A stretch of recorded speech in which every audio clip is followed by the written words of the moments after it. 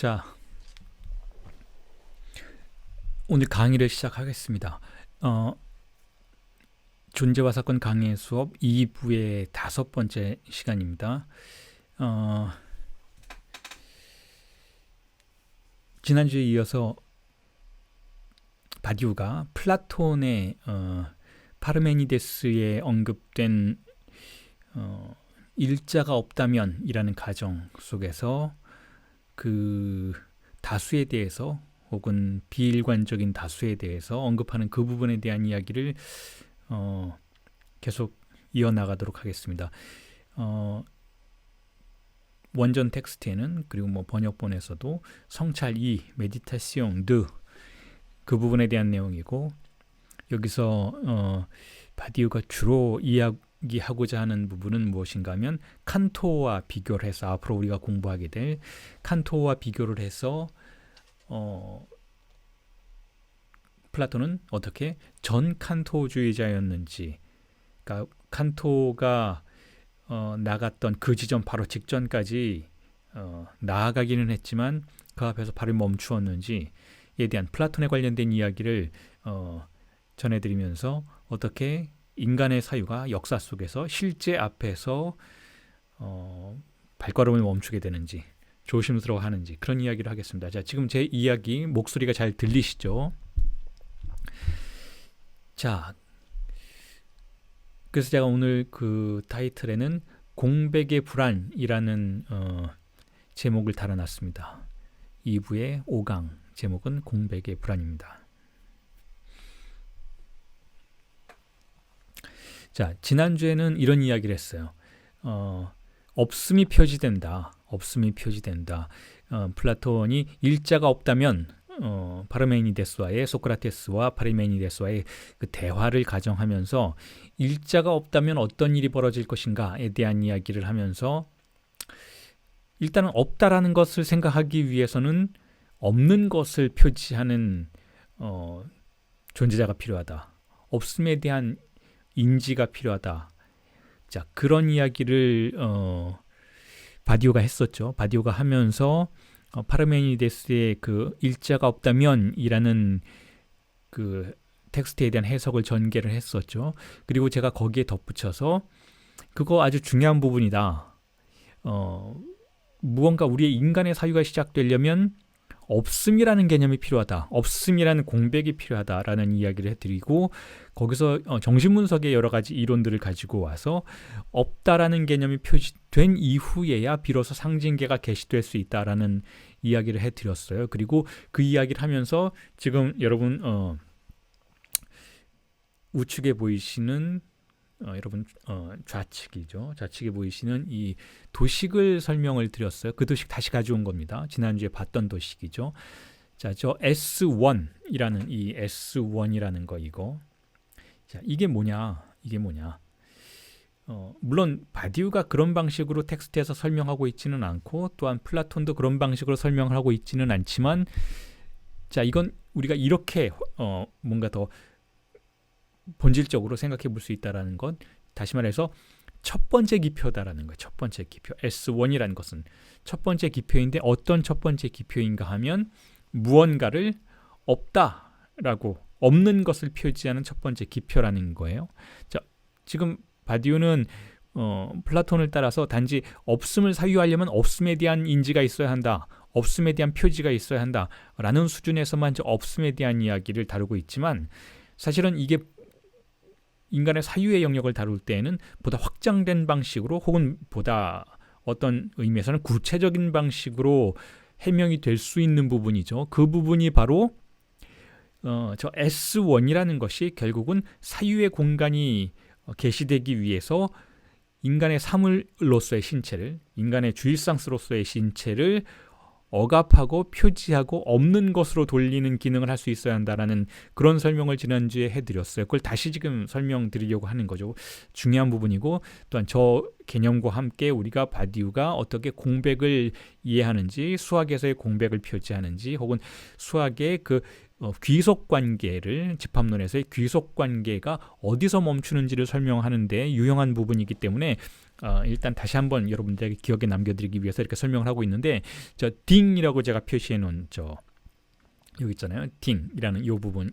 자, 이 부분은 다스 딩이라는 개념이고 독일어죠. 독일어에서 물 자체 혹은 물, 사물, 그냥 아주 뭐랄까 일상적인 용어이기도 해요. 그냥 사물 그 자체, 사물이라는 그런 언급을 하고 있는 언급을 위해서 사용되는 용어인데, 저 다스팅이라는 개념은 사실은 뭐 칸트의 철학에서도 등장을 했었던 주요한 개념 중에 하나이고, 그리고 물론 프로이트도 사용한 개념이기도 하죠. 다스팅이라는 개념, 물 자체. 프로이트는 이 다스팅을 뭐로 간주하고 표현했는가 하면 어떤 우리의 욕망이 궁극적으로 향하는 지점이라는 그런 의미에서 다스팅이라는 개념을 사용을 했었죠.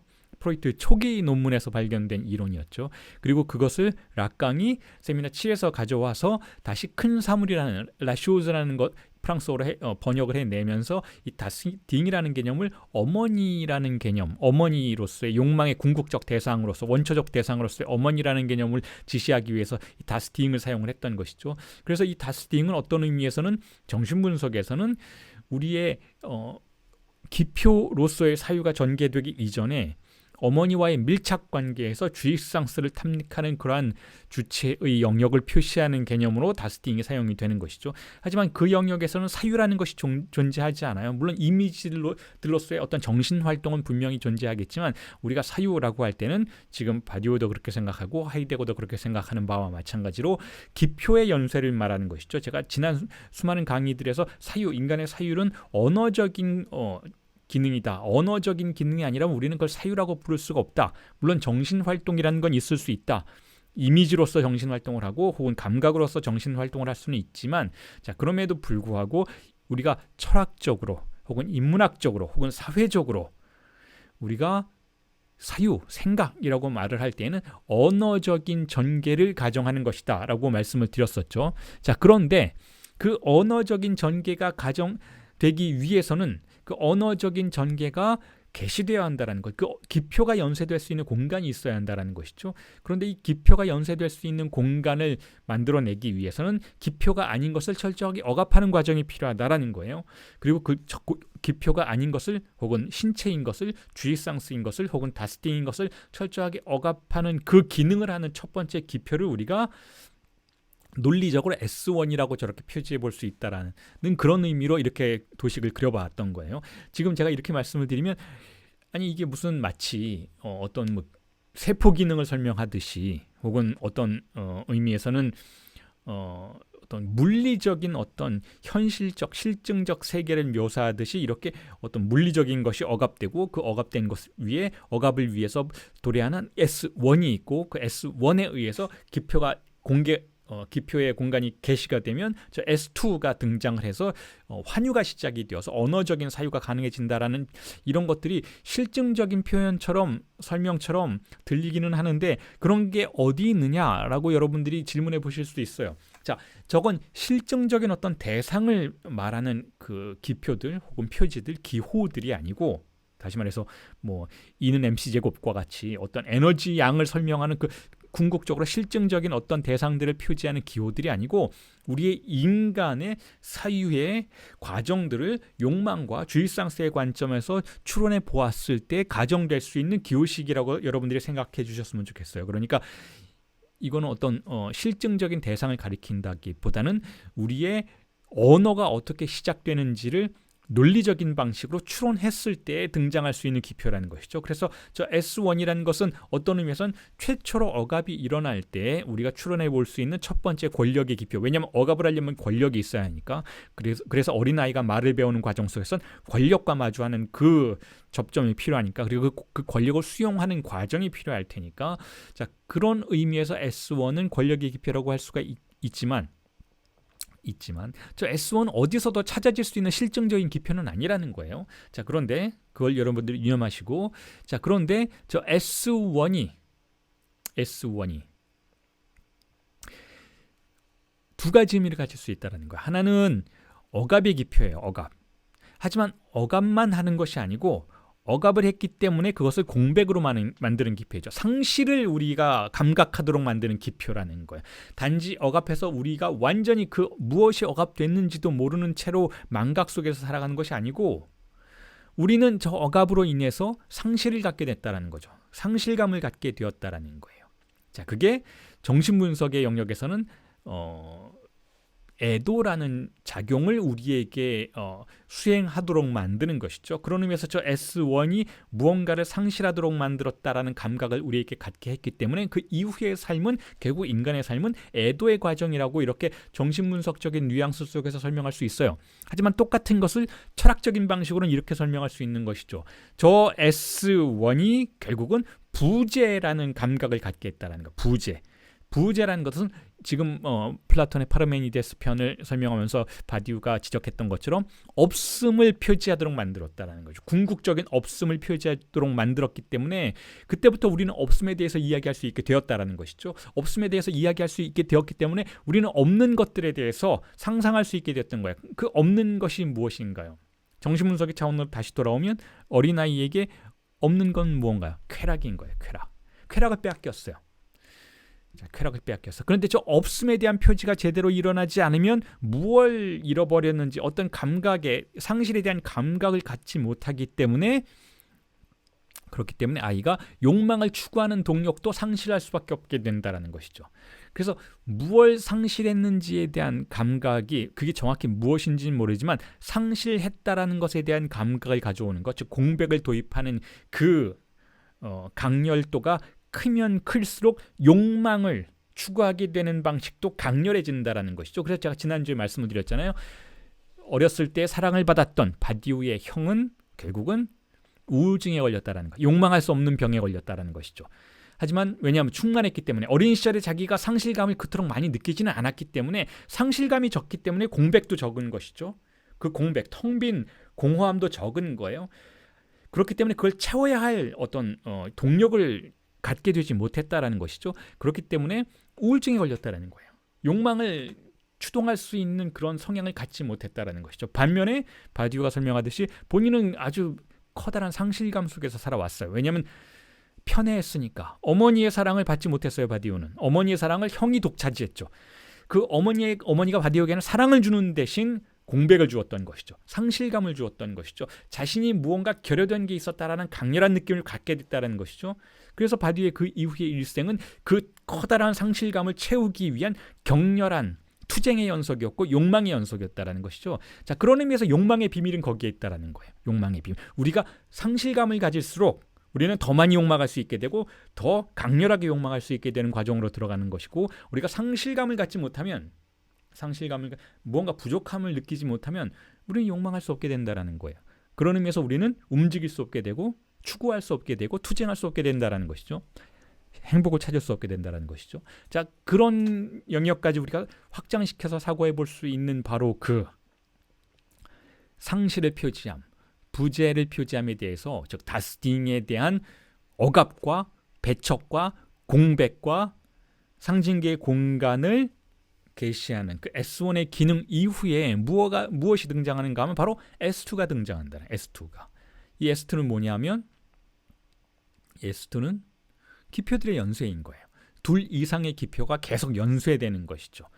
우리의 욕망은 그렇게 작동한다라는 거. 우리의 욕망은 계속 연쇄되는 것이잖아요. 사고를 통해서 계속 연쇄되는 것이잖아요. 하나의 생각이 들어오면 그 다음 생각이 들어오고 그 다음 생각은 계속해서 끝없이 연쇄되는 방식으로 우리의 욕망을 이끌게 된다라는 것이죠. 자, 그렇게 기표가 연쇄되는 과정에서 무엇이 출현하는가 하면 바로 저 A라는 개념이 출현한다라는 것이죠. 이건 정신분석 얘기예요. 이거는 라강 세미나 17일 얘기죠. 거기서 잉여 향유가 산출된다고 얘기해요. 이 잉여 향유를 다양한 방식으로 우리가 이해해 볼 수도 있겠지만 어쨌든 기표가 연쇄되는 과정에서 우리에게 기표 자체는 아니지만 어떤 종류의 환상을 가져다주는 쾌락을 탐닉할 수 있도록 만드는 그 대상 A가 바로 잉여 향유라는 것인데 이 잉여 향유에는 여러 가지 유형이 있다는 거예요. 말을 함으로써 우리에게 발생하는 환상들, 예를 들면 결국 철학도 저 잉여 향유의 대상 A의 일종이라고 할 수가 있는 것이죠. 철학이 어떤 초월적인 것을 추구함으로써 초월적인 일자를 추구함으로써 그것을 맹신하도록 만드는 철학의 역사, 종교와 뒤섞인 철학의 역사 역시 저 잉여 향유의 효과라고 이야기될 수가 있다라는 거예요. 자, 그래서 다시 돌아오면 지난주 얘기를 정리를 하는 방식으로 다시 이 이야기를 여러분들에게 제공을 해드리면 이렇습니다. 지금 이 밑에 써 있는 것처럼 결국 우리가 상실한 것은 뭐예요? 다스딩이라고 했잖아요. 다스딩은 무엇입니까? 실제예요. 실제. 있는 그대로서의 그것. 있는 그대로서의 그것. 실제. 실제를 프랑스어로는 réel이라고 불러요. réel. 영어로는 real이죠. 더 real이죠. 그걸 réel이라고 부르죠. 이것에 대해서 락강이 저 réel의 정체는 무엇인가 하면 저 réel을 뒤집어 보면 된다라고 말을 하고 있었죠. réel을 뒤집어서 쓰면 리어가 됩니다. 보이시죠? 리어. 이 리어는 무슨 단어인가 하면 독일어죠. 독일어로 공백이란 뜻이에요. 다시 말해서 우리는 실제를 상실된 것으로, 부재하는 것으로, 없는 것으로 표지함으로써 결국은 사유의 공간을 계시할 수 있게 된다는 거예요. 그렇기 때문에 플라톤을 탐사하고 있었던 바디우의 눈에 가장 먼저 주목해 보아야 하는 것으로 등장했던 것은 바로 일자가 없다라는 것을 사유하기 위해서는, 무언가가 없다라는 것을 사유하기 위해서는 없음에 대한 감각이 있어야만 한다라는 부분이었다라는 거예요. 다시 말해서 그게 무엇이 되었건 사유가 시작되려면 공백에 대한 감각이 있어야 한다라는 거예요. 공백이 게시되어 있어야 한다라는 것이죠. 이 공백이 바로 정신분석의 역사 속에서는 다시금 포르다라는 개념으로 연결이 돼요. 포르다라는 것은 결국 프로이트의 손자가 자신의 어머니가 외출하고 자꾸 자리를 비우는 것, 즉 상실되는 것, 즉 자신에게는 주의상서의 대상인 어머니인, 자신에게는 없는 존재인, 지금 전적인 존재이지만 지금 여기에는 없는 존재인 그 어머니의 부재를 인정하지 못하고 항상 울다가 어머니의 부재를 포르다라는 게임을 통해서 인정함으로써 결국은 언어의 공간을 게시하게 되는 그 과정을 프로이트가 묘사했었고 발견했었고, 그것을 다시 세미나 11에서 락강이 재해석하는 방식으로, 포르다 게임을 재해석하는 방식으로 부재에 대한 감각이 결국은 사유의 욕망의 공간을 게시한다라는 설명을 했었던 것이죠.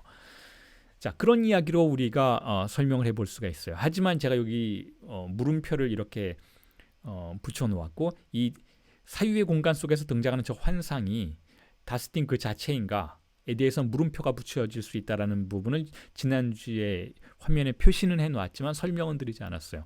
자, 이게 무엇인가 하면 결국 우리가 철학을 통해서, 우리가 예술을 통해서 혹은 종교를 통해서 찾아 헤매는 그 사유 속에서 찾아 헤매는 궁극적인 우리의 쾌락의 만족의 대상인 A가 결국은 우리가 실제로 상실했던 다스틴 그 자체인가에 대해서는 의문의 여지가 있다라는 거예요.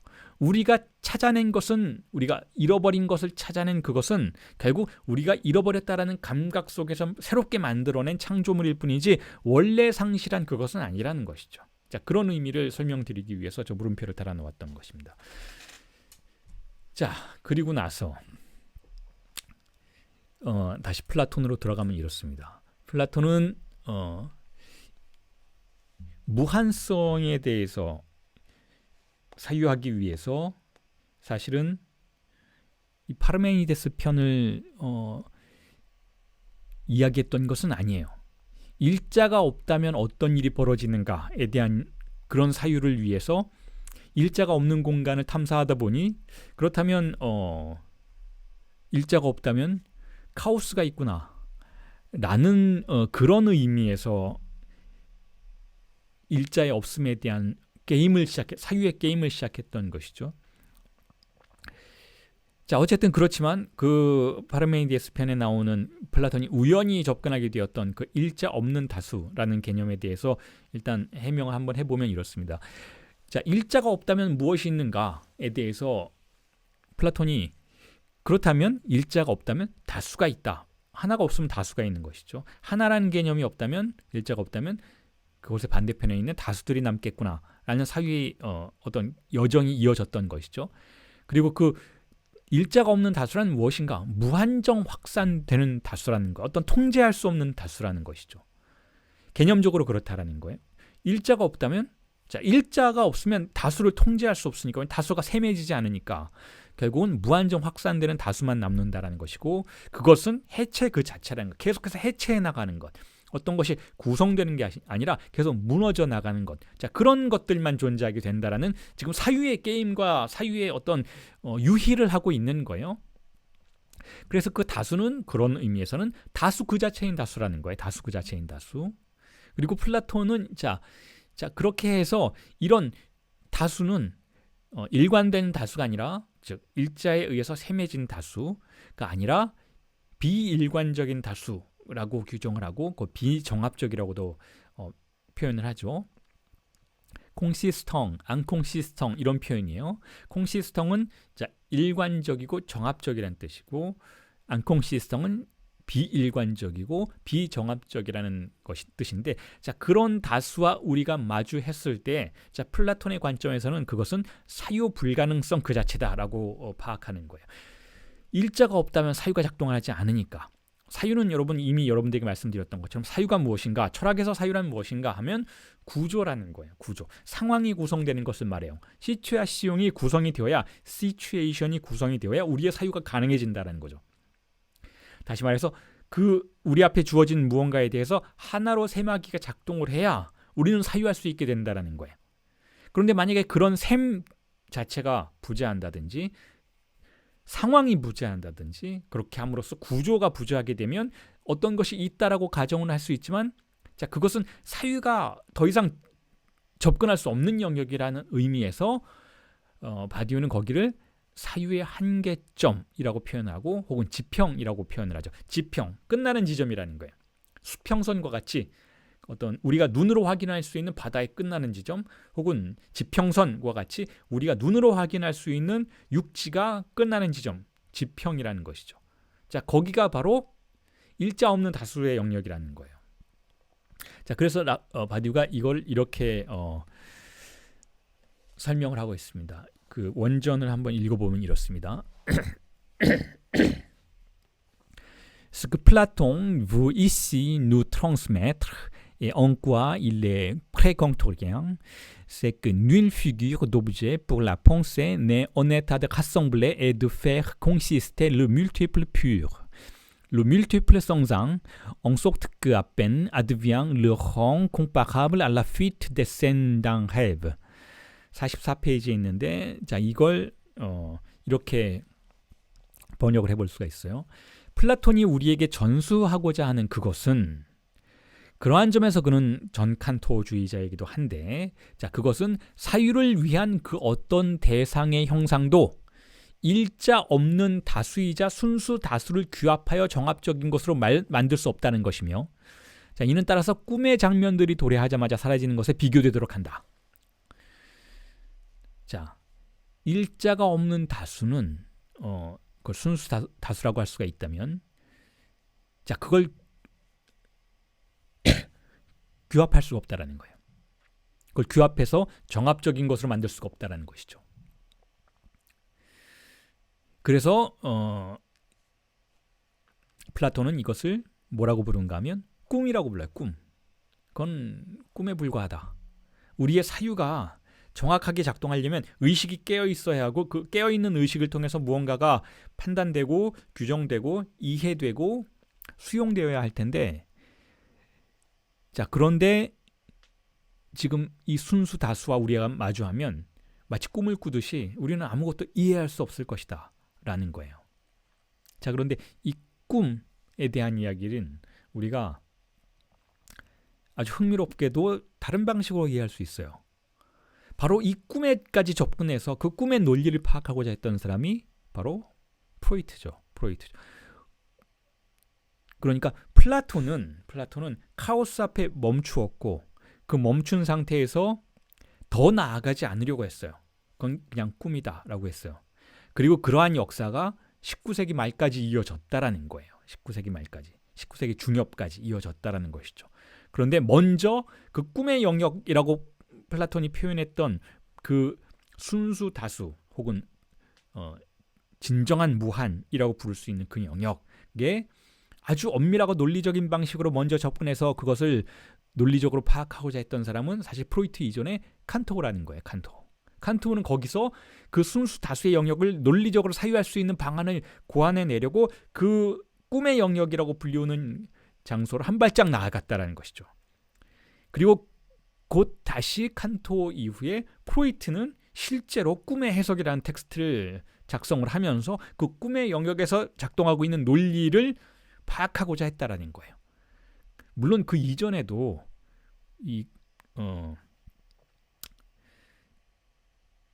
지금 플라톤이 말하고 있는 이 꿈에 대해서, 이 실제의 영역에 대해서, 이 무한의 영역에 대해서 여러 가지 이야기를 만들어내려는 사람들이 있었어요. 뭐 신학이 바로 그것이었고, 혹은 여러 종류의 낭만주의적 사고들이 그랬죠. 끊임없이 그 무한의 영역에 대해서, 그 꿈이라고 불렀던 영역에 대해서 해석해내고자 하려는 시도들이 역사 속에 있어 왔죠. 자, 그런데 엄밀한 방식으로 그러지 않았다라는 거예요. 그냥 소설을 쓰듯이, 문학 작품을 만들어내듯이 일종의 잡설에 불과한 이야기들을, 낭만주의적인 상상력들을 발휘해 왔던 건 사실이고, 그러한 상상력에 대한 자극이 끊임없이 인류 문명을 자극해 왔던 것도 사실인 것은 맞는데, 엄밀한 방식으로 접근하지 않았다는 거예요. 그 엄밀한 방식으로 접근했던 두 사람이 바로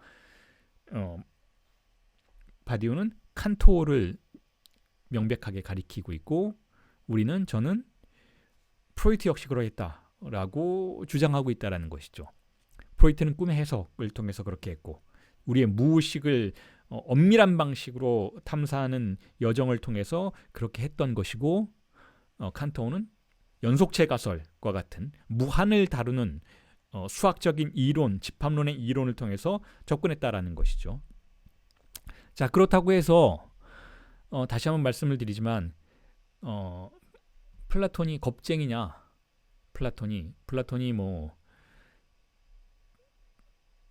접근도 못하고 거기에 대해서 아주 고전주의적인 사고방식 안에 갇혀버렸던 고리타분한 사상가인가, 철학자인가? 물론 그렇게 생각하는 사람들이 많이 있어요. 플라톤을 그렇게 생각하는 사람이 많이 있지만 그렇지 않아요, 여러분. 그렇지 않다라는 거예요. 왜냐하면 플라톤이 살았던 시기가 4,500년 전이에요. 그보다 더 됐어요. 거의 5,000년 가까운 역사 이전의 사람이라는 것이죠. 예수가 태어나기도 전 사람이라는 거예요, 여러분. 그래서 플라톤에게도 우리는 분명히 위대함을 인정해 줄 수 있어야 한다라는 거예요. 플라톤에게도. 자, 제가 조금 전에 말씀드렸던 것처럼 그 무한의 영역, 그 실제의 영역, 그 카오스의 영역에 접근해서 온갖 종류의 상상력을 발휘했던 사람들은 많이 있었다라고 말씀을 드렸어요. 하지만 플라톤은 어떻게 했는가 하면, 그런 일자 없는 사태, 우리의 사유가 더 이상 작동할 수 없는 사태, 그런 예를 들면 무한한 어떤 꿈과 같은 순수 다수의 심연 앞에서 플라톤의 위대함은 무엇인가 하면 발을 딱 멈춘 거예요. 더 들어갈 수도 있었어요. 더 들어가서 온갖 종류의 사유를 전개시켜 나갈 수도 있었어요. 자, 그럼에도 불구하고 플라톤은 발을 멈춰요. 멈추고 거기는 사유의 영역이 아니다라고 선언을 하는 거예요. 이것 자체가 굉장히 위대한 행위라는 것이죠. 거기서는 사유가 작동하지 않는다. 거기서는 우리의 엄밀한 사유가 기능할 수 없다. 거기 들어가는 것은 엄밀한 철학자의 행동이 아니다. 라고 인정하는 거예요. 자, 이 행위가 플라톤의 위대함이라는 거예요. 이 행위가. 여기에 포커스를 맞추고 우리가 플라톤을 읽어 나가야 한다는 것이죠. 그렇지 않고 플라톤은 일자의 철학자다. 플라톤은 고리타분하다. 플라톤은 한계를 가정한다. 플라톤은 그야말로 고전주의자다. 플라톤은 우리의 사유를 명백하게 한계 짓는다. 이런 방식으로 접근하는 것은 플라톤을 이해하는 좋은 태도가 아니라고 생각한다라는 것이죠. 이 한계 안에서 우리는 플라톤이 왜 이데아라는 개념을 만들어냈는지, 플라톤이 존재라는 개념을 어떻게 사유하는지, 플라톤이 초월성을 어떻게 사유하는지를 이해하는 게 플라톤을 우리가 습득하는 데 훨씬 더 도움이 된다라는 거예요. 뭐 어떤 사람들은 플라톤이 이데아 이야기한다고 그래서 플라톤은 그야말로 말할 수 없는 것에 대해서, 존재들에 대해서, 초월적 세계에 대해서 이야기한다라고 생각하지만, 그 한계 안에서 그런 방식으로 접근하지 말고 플라톤이 지금 어떻게 사유할 수 없는 것 앞에서 발걸음을 멈추는지를 주목하고, 그렇게 한 다음에 왜 플라톤이 이데아나 존재에 대한 다른 여러 가지 개념들을 추론해내는지를 생각하면, 그 시대의 한계 속에서 플라톤이 어떻게 사유의 구조와 사유의 한계와 그 지평을 설명하려고 했는지를 충분히 우리가 수용할 수 있게 된다라는 거죠. 자, 그런 방식으로 플라톤을 이해해 볼 수 있다라는 거예요. 자, 그런데 당연하게도 바디우는 지금 여기서 멈추려고 플라톤 이야기를 하고 있는 건 아니죠. 바디우는 이제 무엇을 이야기하고자 하는가 하면, 자, 이게 어떤 의미에서는 지금 이 성찰 2에 대한 주인공의 테마가 될 수 있는 것이라고 할 수 있는데, 플라톤을 뒤집는다라는 거. 이 지점에서 바디우는 어떻게 뒤집는가 하면, 자, 플라톤은 이렇게 이야기하고 있어요. 일자가 필요하다라는 거. 일자가. 자, 플라톤이 아직 실제, 공백, 무한에 대한 사유를 전개시키고 있지는 않지만, 자, 그렇기 때문에 플라톤은 일자가 필요하다라는 어떤 태도를 보이고 있지만, 일자가 있어야만, 구조가 있어야만 사유가 작동한다라는 그런 관점을 고수하고 있지만, 그럼에도 불구하고 일자가 없다라는 가정 자체가 무언가를 숨기고 있다라고 바디우는 이야기해요.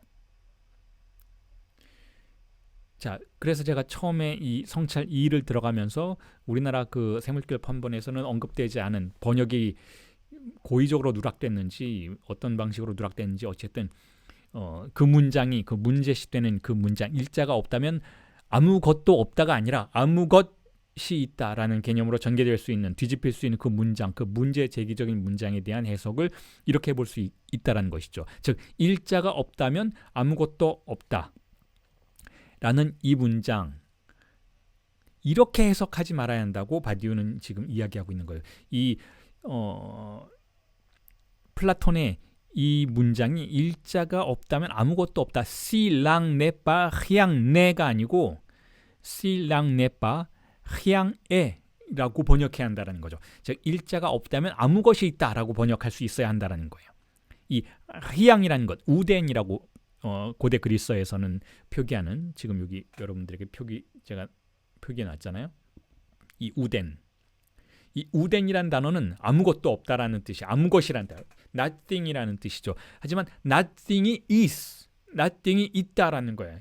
히앙에라는 방식으로 해석해 볼 수 있다라는 것이죠. 그러면 이 에는 뭐냐? 이 느라는 어떤 부정에 관련된 이 표현은 뭐냐, 이게 왜 들어갔다 나왔다 이렇게 할 수 있어야만 하는가에 대해서 바디우가 재밌게도 즉각적으로 락강을 소환하죠. 락강을 소환해서 이렇게 설명하고 있어요. 자, 여러분들에게 제가 이해하기 쉽도록 가능하면 충분히 이해하실 수 있도록 여러분들에게 나눠드린 텍스트에도 표현을 해놨는데, 자, 이거 한번 보시면 이렇습니다.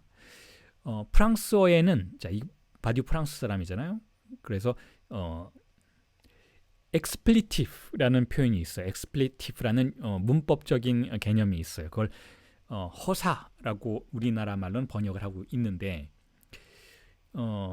정확하게 그게 무엇인지 사실은 우리말로도 충분히 이해가 돼요. 우리말에서 사용되는 용법이기 때문에 그래요.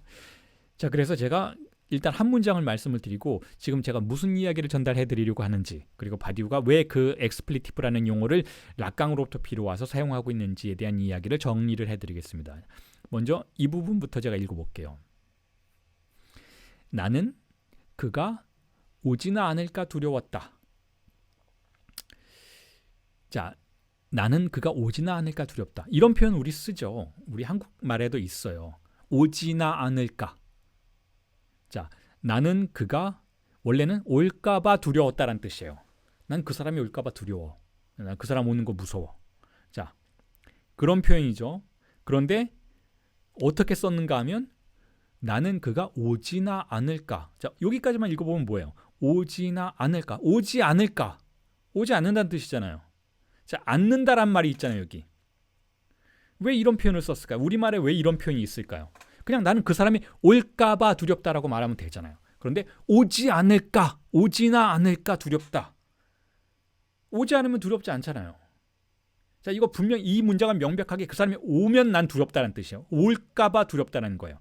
그 사람이 나에게로 오는 게 두렵다는 뜻이에요. 그 싫은 거, 오는 게 싫은 거예요. 그런데 어떻게 썼나요? 오지나 않을까. 이건 안 온다는 뜻인가요? 온다는 뜻이에요. 그럼 여기서 이 부정의 용법 안을, 올까 두렵다가 아니라 오지는 않을까라는 않을이라는 이 부정의 용법은 뭘까요?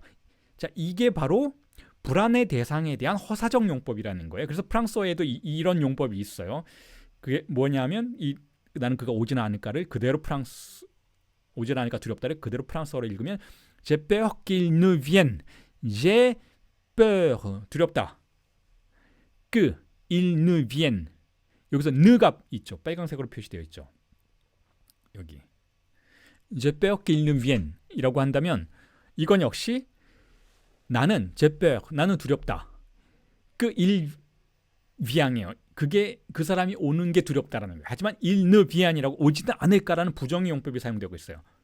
자, 이걸 불안의 허사적 용법이라고 락강이 이미 정리를 해놓은 바가 있어요. 바디오보다 훨씬 이전에 그 개념을 정리를 해놨죠. 우리의 어떤 표현들이 있을 때 우리 자신의 어떤 불안에 대해서 그 표현들이 이런 허사적인 방식으로 그것의 불안의 존재를 표현하는 경우들이 있다라고 이미 설명을 해놨죠. 그 불안의 대상은 정신분석에서는 큰 사물이에요.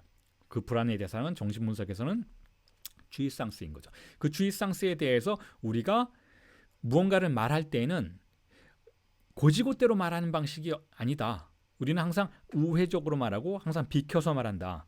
우리가 항상 그 불안의 대상에 대해서 주의상스에 대해서 말을 할 때에는 항상 한 단계 어떤 이월한 방식으로 한 단계 움직인 방식으로 정확하게 그것이 제시되지 않는 방식으로 표현을 하고 있다. 그래서 내담자가 정신분석의 상담실에 와서 하는 모든 말들은 고지고대로 듣는 방식이 아니고 한 단계 이월된 방식으로 나는 춥다라고 말하면 덥지 않은가, 덥다라는 걸 저렇게 표현하는 거 아닌가, 나는 기쁘다라고 말하면 그 사람은 슬퍼하는 것 아닌가, 나는 무엇다라고 말하면 무엇 아닌가, 나는 어디가 아프다라면 그 아픈 부위가 오히려 쾌락을 탐닉하는 부위는 아닌가라는 한 단계씩 이렇게 이월된 방식으로 해석하고 이해해보는 태도가 중요하다라고 우리가 흔히 정신분석에 대한 임상을 이야기하는데 바로 이런 부분들이 그걸 표현하고 있다는 거예요.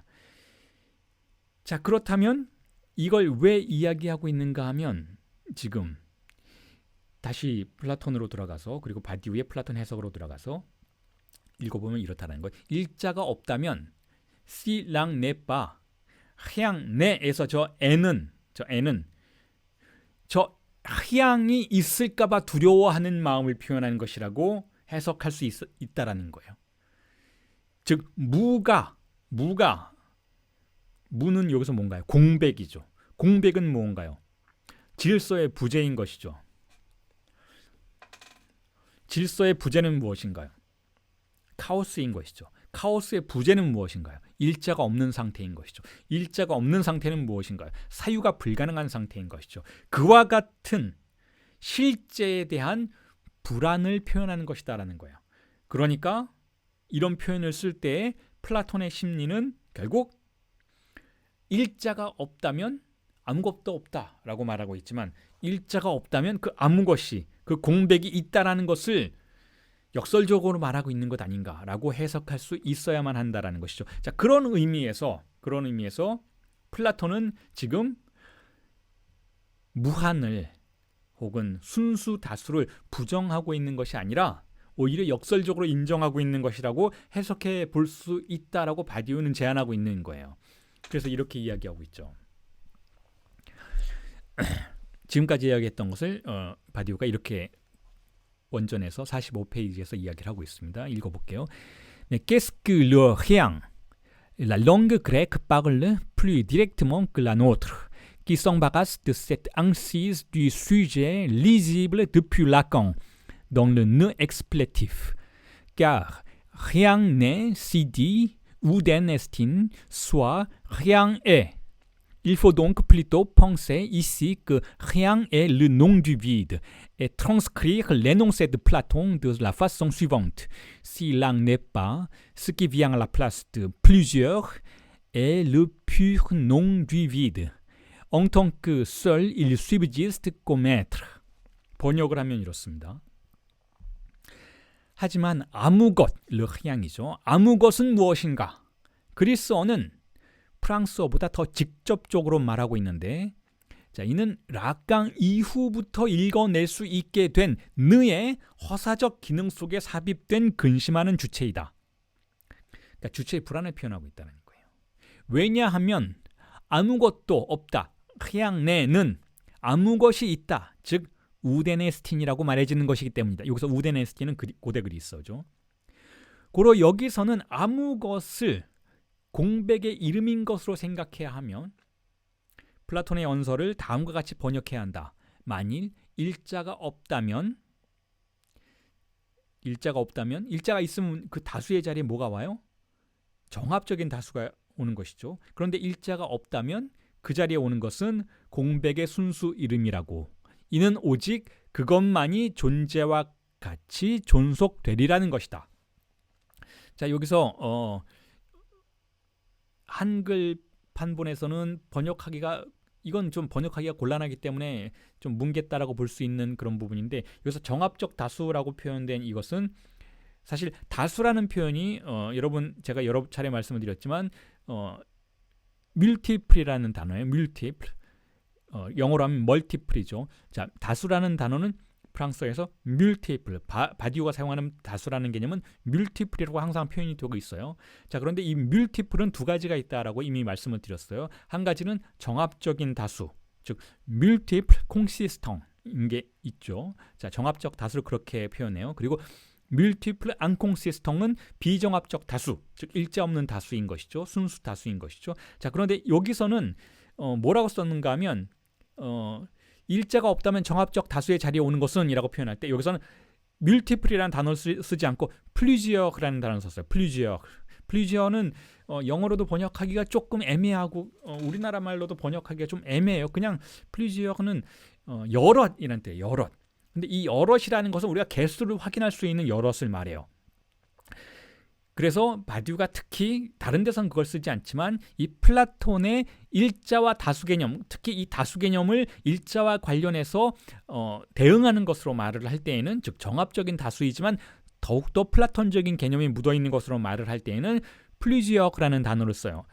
뭐 영어 번역기를 돌려보시면 이 플루지어크라는 단어가 때로는 several이라는 용어로 번역되긴 하는데, several은 아주 많은 걸 말하지는 않아요. 근데 플루지어크는 아주 많건 조금 많건 일자가 아니고 여럿인 것을 말하고 셈할 수 있는 여럿을 말하는 것이죠. 그러니까 정확하게 대응하는 용어의 개념은 아니라고 생각이 들어서 그걸 여러분들에게 설명드리기가 조금 복잡하기는 하지만 이렇게 이해해 보실 수 있으면 좋을 것 같아요.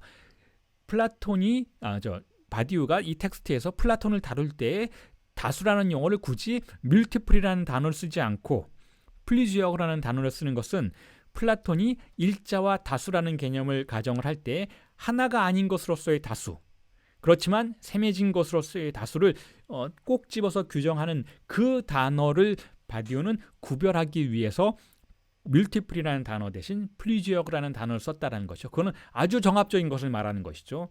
그래서 제가 그 한글 번역본에도 없고 원전에도 없는 이 꺽쇠 안에 들어간 정합적이라는 표현을 쓰고 다수라는 표현을 써서 그냥 쓰지 않고, 왜냐하면 다수 그러면 이게 비정합적 다수인지 정합적 다수인지 알 수가 없는 것이니까. 자, 그래서 지금 말하고 있는 건 뭐냐면 플라톤이 결국은 아무것도 없다라고 말하고는 있지만 그 아무것도 없다라는 표현 속에서 우리가 골라낼 수 있는 것은 무가 있다는 거예요. 희양이 있다는 것에 대한 어떤 염려와 근심이라는 것이죠. 그런 게 있으면 어떻게 하지? 라는 불안이라는 거예요. 그리고 그것을 공백의 이름으로 우리가 표현해 볼 수 있다는 거죠. 그 아무것이라는 것은, 희양이라는 것은 공백의 이름이다라는 거예요. 공백의 이름은 결국 공백이 표지되고 공백이 있다라는 것을, 그 한계점을 표지하는 기표라는 것이죠. 그게 희양, 그게 nothing이라는 거예요. 자, 그래서 대충 이렇게 정리가 될 수 있을 것 같아요.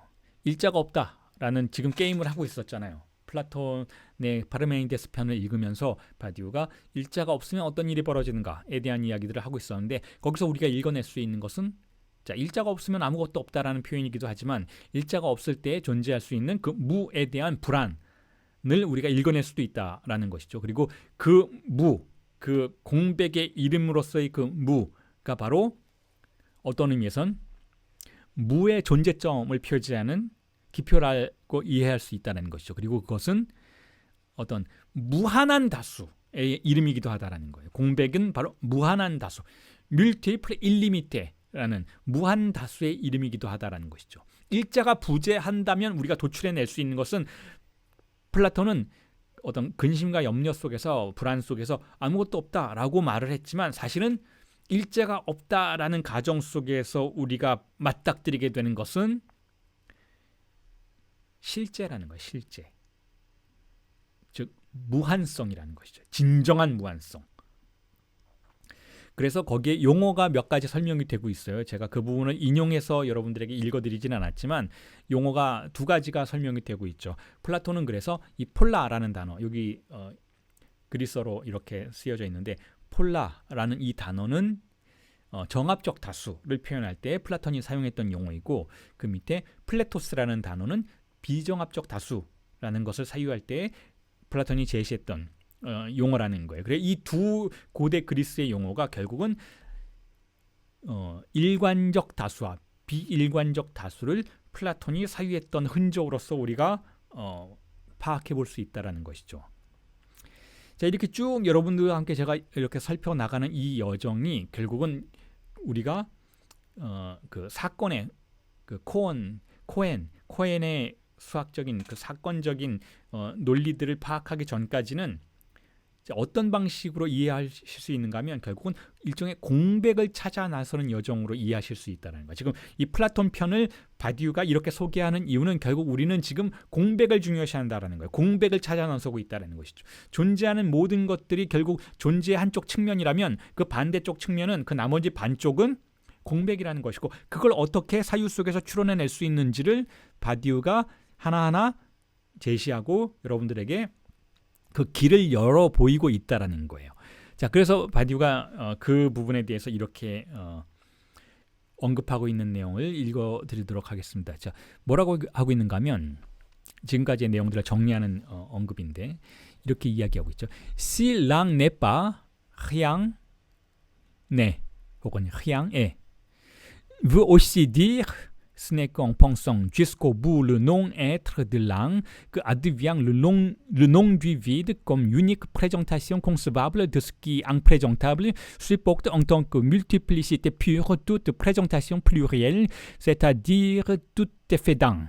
46페이지에 나오죠. 번역을 하면 이렇습니다. 지금까지의 내용을 정리하는 거예요. 만일 일자가 없다면 아무 것이다 혹은 아무 것이 없다 와 같은 이 표현은 또한 다음을 의미한다.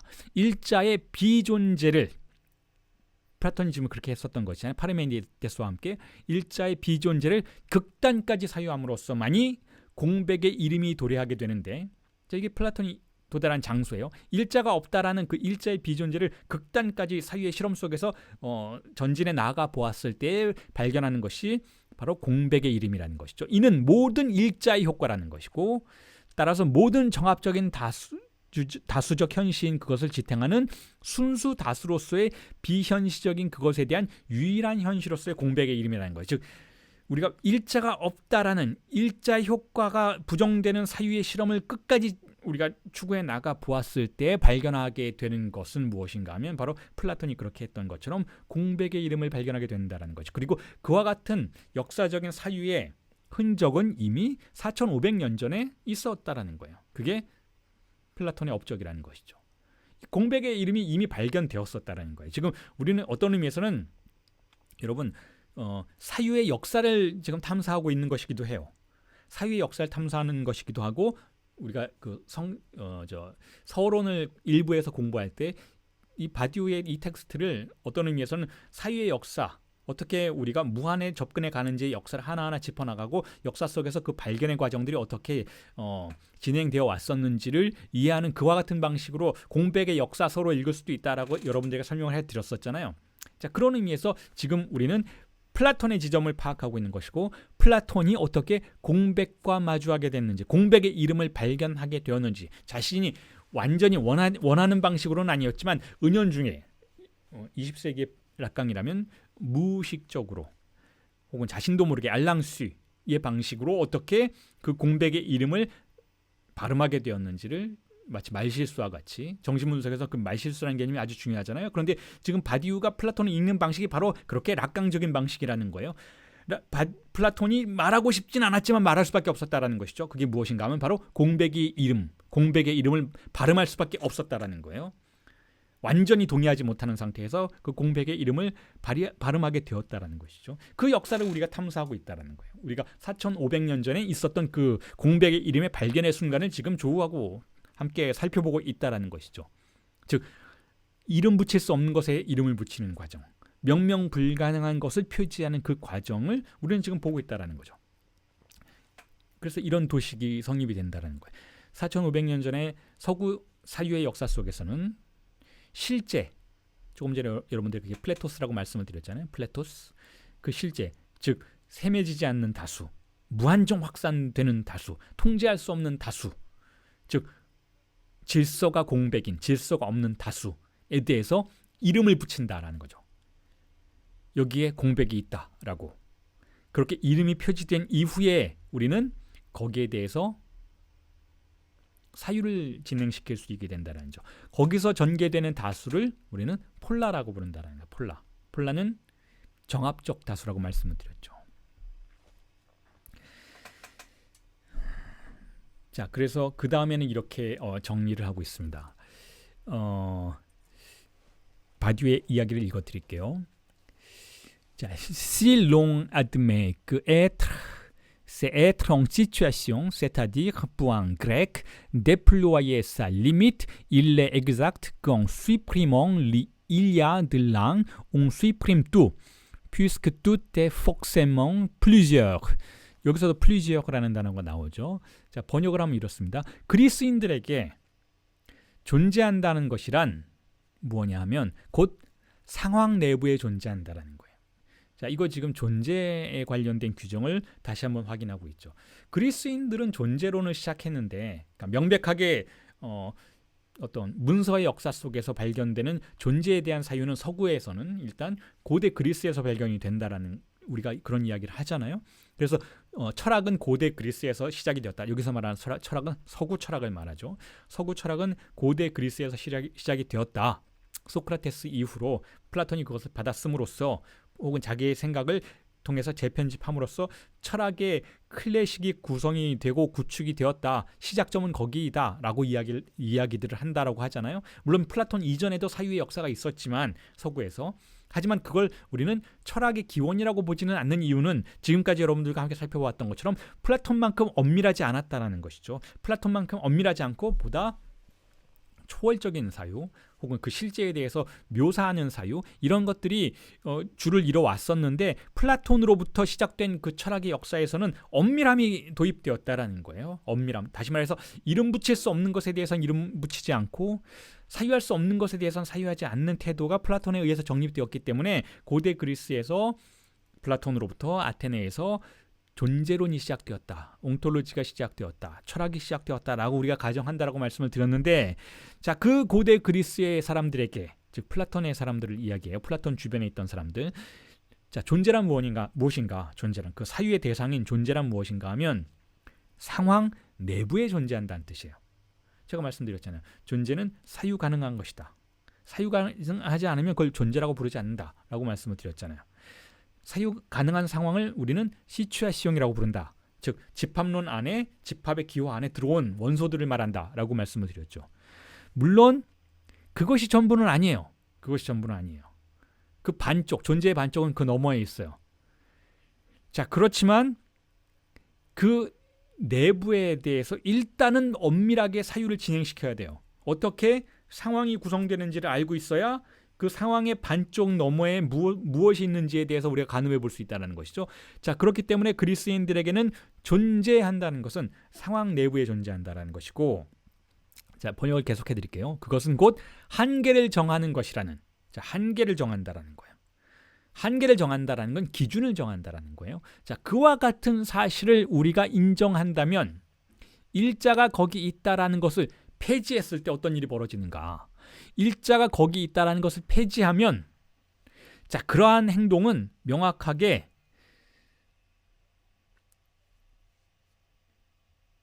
모든 것을 폐지하는 것이나 마찬가지가 된다라는 거예요. 일자가 폐지되면 전체가 폐지된다라는 것이죠. 왜냐하면 여기서 말하는 전체라는 개념, 전체, 르뚜라는 개념은 뭐냐면 세매진 전체를 말하니까.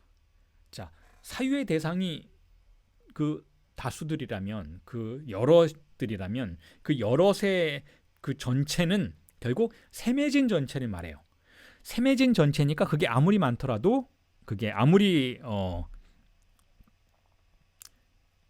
무한히 펼쳐지는 것처럼 보여도 단지 여럿일 뿐이지 진정한 무한은 아니라는 거예요. 세매질 수 있는 무한이라는 것이죠.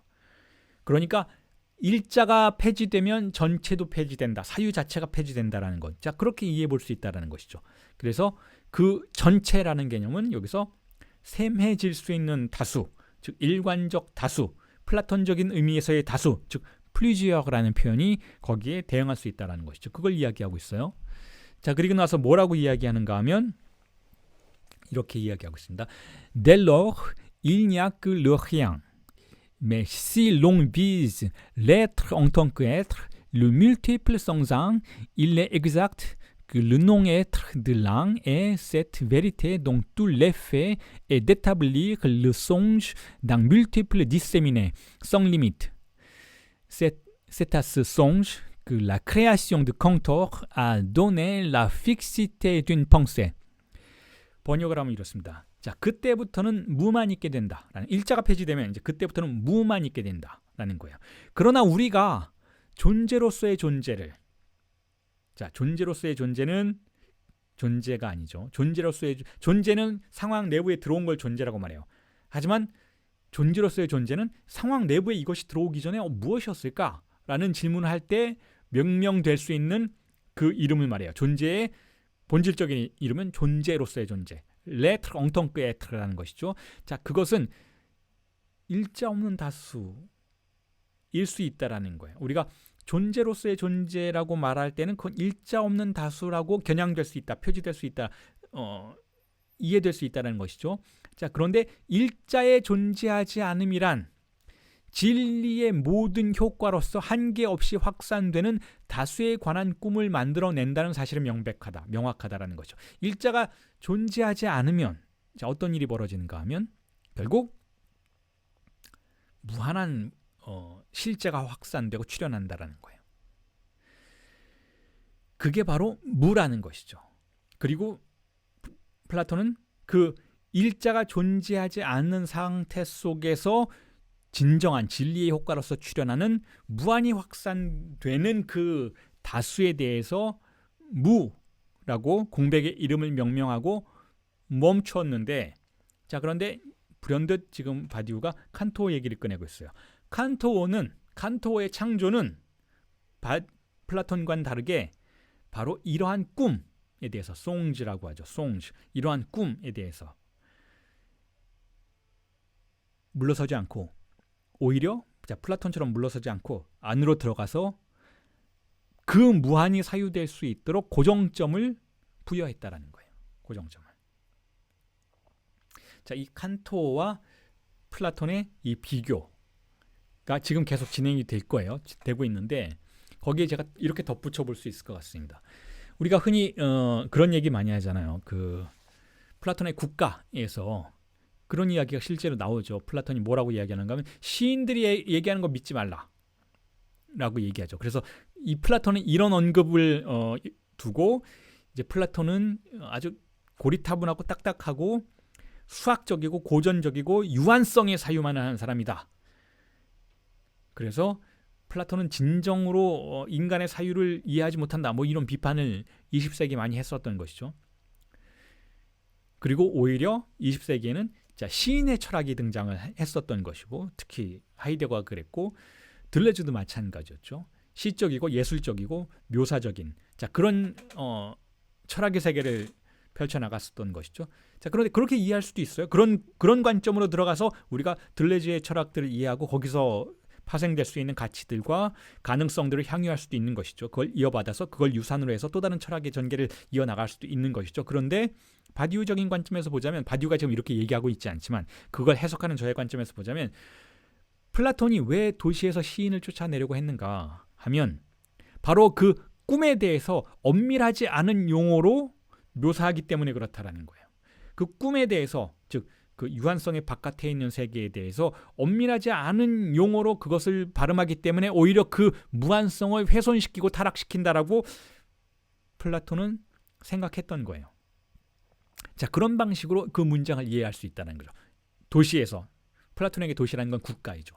그 국가에서, 그 정체에서 시인들을 쫓아내라, 그들이 하는 말을 믿지 말라 라는 것은 시인들이 가지고 있는 예술적인 가치와 진리 사건을 거부한다기보다는, 물론 거기까지 플라톤이 사유하지 않았지만 그렇게 하기보다는 이 플라톤의 눈에는 시인들의 엄밀하지 않은 사유가 오히려 공백에게 엉뚱한 이름을 붙여서 오히려 공백의 가능성을 훼손하는 것처럼, 그렇게 해서 구축해낸 유한성의 내부의 질서들을 붕괴시키는 것처럼 보였을 수도 있다라는 거예요.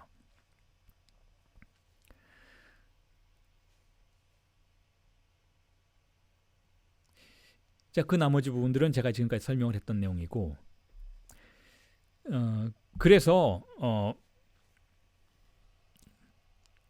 우리가 지금 계속해서 바디우가 언급하고자 하는 부분은, 플라톤은 엄밀한 방식으로 멈춰섰고 칸토는 엄밀한 방식으로 나아갔다. 자, 이 비교점이라는 거예요. 이 비교되는 부분들을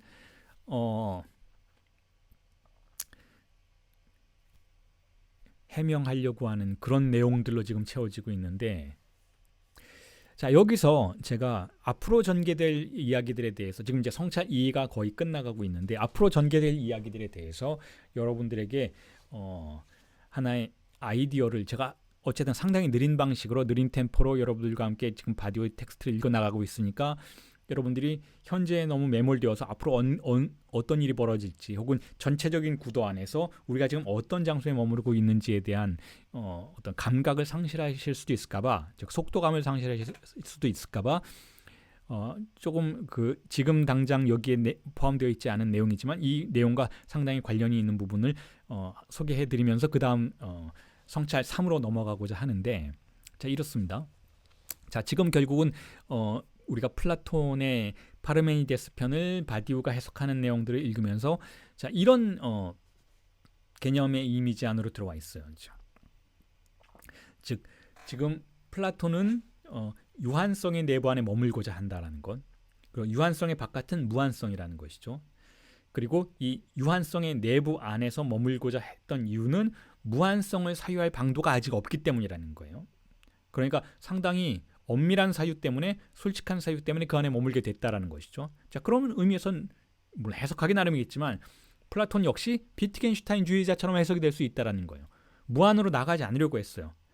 말할 수 없는 것에 대해서는 침묵하려고 했다는 것이죠. 유한성 안의 논리를 철저하게 규정해내고 규명해내고자 했던 철학자로 볼 수가 있다는 것이죠. 그럼 이 유한성은 무엇인가? 유한성. 여기에 대해서 지금까지는 뭐 일자의 기능, 혹은 일자의 기능과 일자가 없는 세계, 뭐 이런 방식으로 여러분들에게 설명을 드렸지만,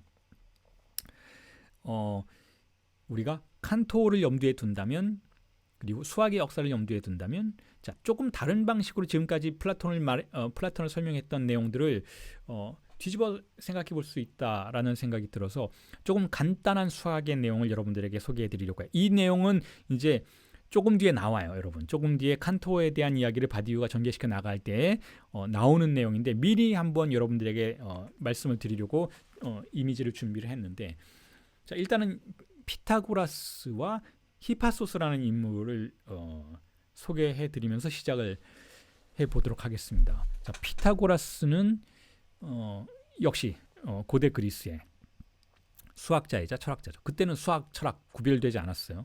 존재론자이기도 하고, 수가 존재이다, 뭐 이렇게 이야기하기도 하고 했던 그런 사람인데, 이 히파소스는 누군가 하면 피타고라스 학파의 인물인데 무리수를 발견한 최초의 인물로 전설과 같이 이야기되고 있죠. 실제로 이 사람이 누구였는지는 기록되어 있지 않지만 피타고라스 학파 내부에서 뭐 자연수, 정수, 유리수 이와 같은 어떤 의미에서는 유한한 집합들인 거죠. 유한한 집합들. 그러니까 유한하다기보다는 가산 집합이에요. 왜냐하면 자연수도 유한하진 않죠. 여러분 자연수가 1, 2, 3, 4, 5, 6, 7, 8, 9, 10 끝없이 펼쳐지니까 그럼 무한수라고 부를 수 있잖아요. 무한하죠. 무한히 펼쳐지죠. 정수도 마찬가지예요.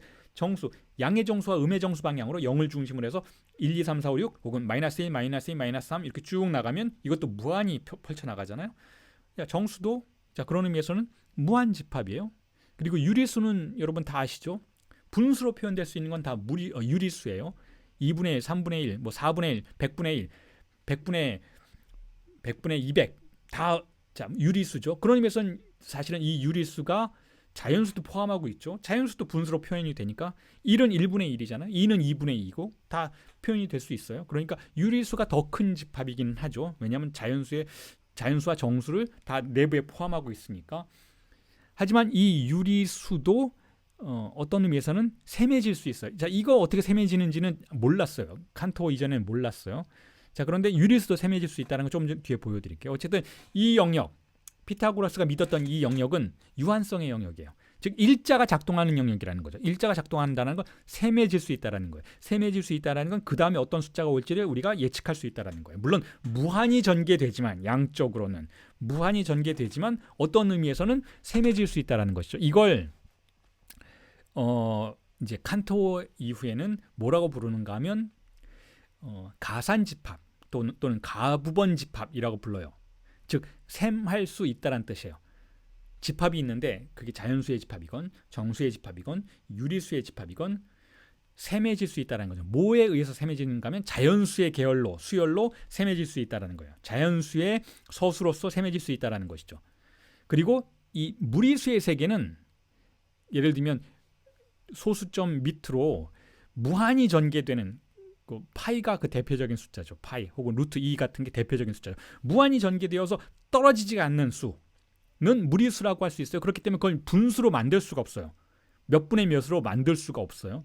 그것은 일단 셈해지지 않겠죠. 당연히 그게 1, 2, 3, 4, 5, 6, 7, 8, 9, 10의 안으로 이 서수의 영역 안으로 들어오지 못해요. 이렇게 말씀드리면 이게 뭔 소리야 하고 여러분들이 생각하실 수도 있겠는데 조금 뒤에 설명을 해드릴게요. 어쨌든 지금 수준에서 이렇게 이해해 보세요.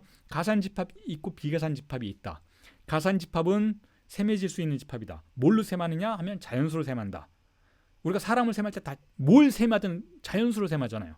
저기 사람이 100명이 있다. 여기 돌이 100개가 있다. 뭐 원자가 뭐 200개가 있다. 어쨌든 자연수로 셈하는 것이잖아요. 자연수로 셈을 한다는 것. 그 셈이 가능한 집합을 가산집합이라고 부르는데 이 가산집합의 세계는 자연수도 그렇고 정수도 그렇고 혹은 유리수도 그렇고 칸토에 의한다면 농도가 다 같아요. 이걸 그냥 크기가 같다라고 표현하기도 하는데 엄밀한 의미에서 농도가 같다라는 표현을 쓰죠. 자, 이 부분부터 일단 지금 저와 함께 시작을 해봅시다. 자, 이런 부분들이 이제 나중에 나오는 아주 중요한 내용들인데 이 바디우의 존재론과 사건의 철학에서 아주 중요한 부분들인데 일단은 여러분들과 함께 자, 간단한 내용을 설명해 드릴게요. 아는 분들도 있을 거예요. 왜냐하면 수학에 아주 조금 관심이 계시다면 이런 정도는 알고 계신 분들도 있을 거예요. 자, 이렇게 말씀을 드릴게요. 가산집합이라는 건 일단 자연수로 셈한다라는 뜻이에요. 지금 여기 도식에서 여러분들의 그 지금 이 왼쪽에 기수라는 것이 있죠. 기수. 자, 여기 있어. 이게 기수예요. 기수. 1, 2, 3, 4, 5, 6, 7, 8, 9, 10 쭉 나가요. 끝도 없이 나가요. 자연수의 집합이니까. 근데 이걸 집합이라고 부르지 말고 일단 우리가 무언가를 셈할 때 사용하는 도구라고 생각하시면 돼요. 우리의 사유가 만들어낸 가장 일관된 수열인 거예요. 이걸 사용해요. 우리는 무얼 셈하든 이걸 사용해요. 이건 아주 일관되게 우리가 사용할 수 있는 아주 좋은 도구예요. 자연수라는 것은. 그런데 이걸로 뭘 셈하는가? 우선 먼저 자연수 자신을 셈하죠. 1은 1, 2는 2, 3은 3. 자연수 자신은 일단 스스로를 셈할 수 있어요. 하지만 이 자연수 내부에 있는 부분 집합들도 셈할 수 있어요. 예를 들면 홀수의 집합이 있죠. 1, 3, 5, 7, 9, 11 뭐 쭉 나가는 홀수가 있잖아요. 물론 짝수도 있고.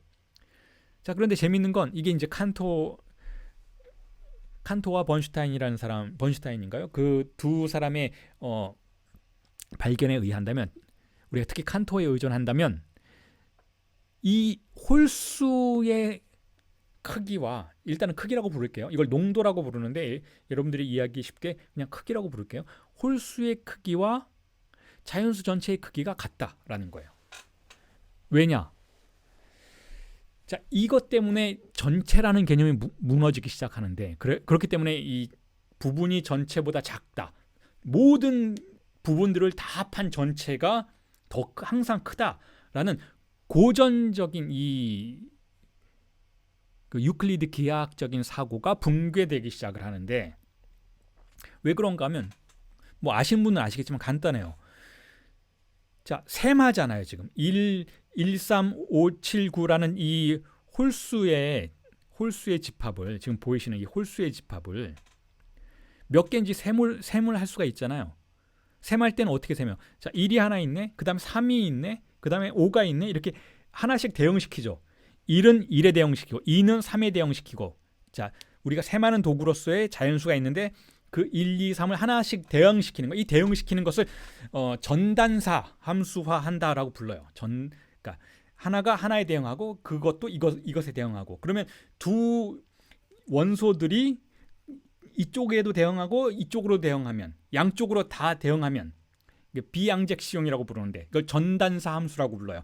이쪽도 하나, 그리고 다시 반대편으로도 하나 해서 쭉 하나씩 대응을 하면, 자, 그건 양이 똑같은 집합이다라고 부른다. 라고, 이걸 제가 외연의 법칙, 외연의 공리로서 집합은 자신의 속성과 크기를 결정한다라는 얘기를 이미 여러분들에게 해드린 적이 있어요. 서론 이야기할 때인가요? 집합의 크기는 우리가 어떻게 결정하느냐? 집합의 크기는 둘 사이에 전단사 함수가 구성이 되면 같은 크기의 집합이라고 우리가 판단한다. 혹은 집합의 속성은 어떻게 결정하느냐? 이쪽의 원소와 이쪽의 원소가 똑같을 때, 이쪽에 있는 A, B, C, D, E, F, G가 이쪽에서도 A, B, C, D, E, F, G가 있을 때에는 둘은 같은 집합이라고 본다. 자, 이걸 외연공리다라고 말씀드렸어요. 집합의 세계에서는 속성이나 크기를 판단할 때에는 그거 자체로 우리가 보지 않고 항상 비교해 본다라는 거죠. 원소들의 대응법을 통해서 비교한다는 이 집합의 세계요. 이건 중학교 때 우리가 배워요, 여러분. 집합의 속성과 크기를 어떻게 판단하느냐에 대해서 외연적인 방식으로 그렇게 한다라고 이야기를 하죠. 자, 그 외연 공리가 바로 이거예요. 이렇게 전담사 함수를 만들어서 셈하면 13579라는 홀수의 집합이 1, 2, 3, 4, 5, 6, 7, 8, 9, 10과 함께 무한히 대응되는 걸 알 수 있어요. 이게 무한 집합일 때의 가정이에요. 무한 집합이 아닐 경우에는 사실은 그 크기를 우리가 자연수의 집합과 홀수의 집합이 같다라고 말하지 않죠. 왜냐하면 자연수의 집합 자체가 무한 집합이니까, 홀수의 집합 자체가 무한 집합이니까. 그렇지 않고 뭐 13579만 있는 집합은 그건 홀수의 집합은 아니에요. 그냥 13579의 집합인 것이지. 그러니까 우리가 홀수라는 것을 생각할 때 우리는 직관적으로 자연수에 포함된 더 작은 부분이라고 생각해요. 그리고 더 작으니까 자연수는 많고 최소한 짝수가 더 있잖아요. 홀수 말고 홀수와 짝수가 합쳐지면 자연수 전체가 되는 거잖아요. 13579 쭉 나가는 것과 2, 4, 6, 8, 10 쭉 나가는 것이 있으면 이 둘을 합쳐야 자연수가 되잖아요. 그러니까 직관적으로 생각하면 홀수가 당연히 자연수보다 작을 텐데 홀수의 집합이 라고 생각하지만, 이렇게 자, 기수법을 이용해서 하나씩 대응시켜 나간다면 자연수가 무한히 전개되는 것에 저 홀수의 집합도 무한히 대응해서 나갈 수 있다라는 의미에서 둘은 크기가 같다라는 것을 발견한 거예요. 둘은 크기가 같다. 그게 발견되자 부분이 전체보다 작은 게 아니구나 라는 생각을 비로소 하게 된 것이죠. 그런 생각을 칸토가 19세기 중후반에 발표를 했을 때 사람들이 다 뭐라 그랬냐면 미쳤다 그랬어요. 칸토를. 저 미친 사람이네. 말이 안 돼. 우리의 직관을 저토록 배반하는 논리를 저렇게 논리화시키는 건 궤변이라고 얘기했어요. 안 믿었어요, 사람들이. 믿으려고 하지 않고 받아들이려고 하지 않았어요. 논리적으로는 이해가 가는데 저걸 받아들이면 너무 많은 것들이 붕괴되어 버리니까, 기존에 존재하는 집합론, 기존에 존재하는 수에 대한 관념들이 너무 많이 붕괴되어 버리니까 저건 우리가 받아들일 수 없다라고 생각을 했던 것이죠. 자, 칸토는 그때 자신의 주장이 받아들여지지 않았던 수학자였던 거예요. 그런데 지금은 이제 받아들여졌어요. 지금은. 자, 그래서 다시 말씀드리지만 이렇게 홀수가 셈해지는 것이기 때문에 일단 우선 1차적으로는 저걸 가산집합이라고 부르고, 자, 일관된 다수의 집합이라고 보는 거예요. 그래서 자연수도 일단 자연수 자신에 의해서 셈해지니까 당연히 가산집합이죠. 자, 이런 자연수 안에 들어오면 다 자연수와 전단사 함수가 구성이 되면 자, 가산집합인 거예요. 셈해질 수 있었으니까. 우리가 셈한다라는 것은 자연수를 통해서 셈한다라는 뜻이에요.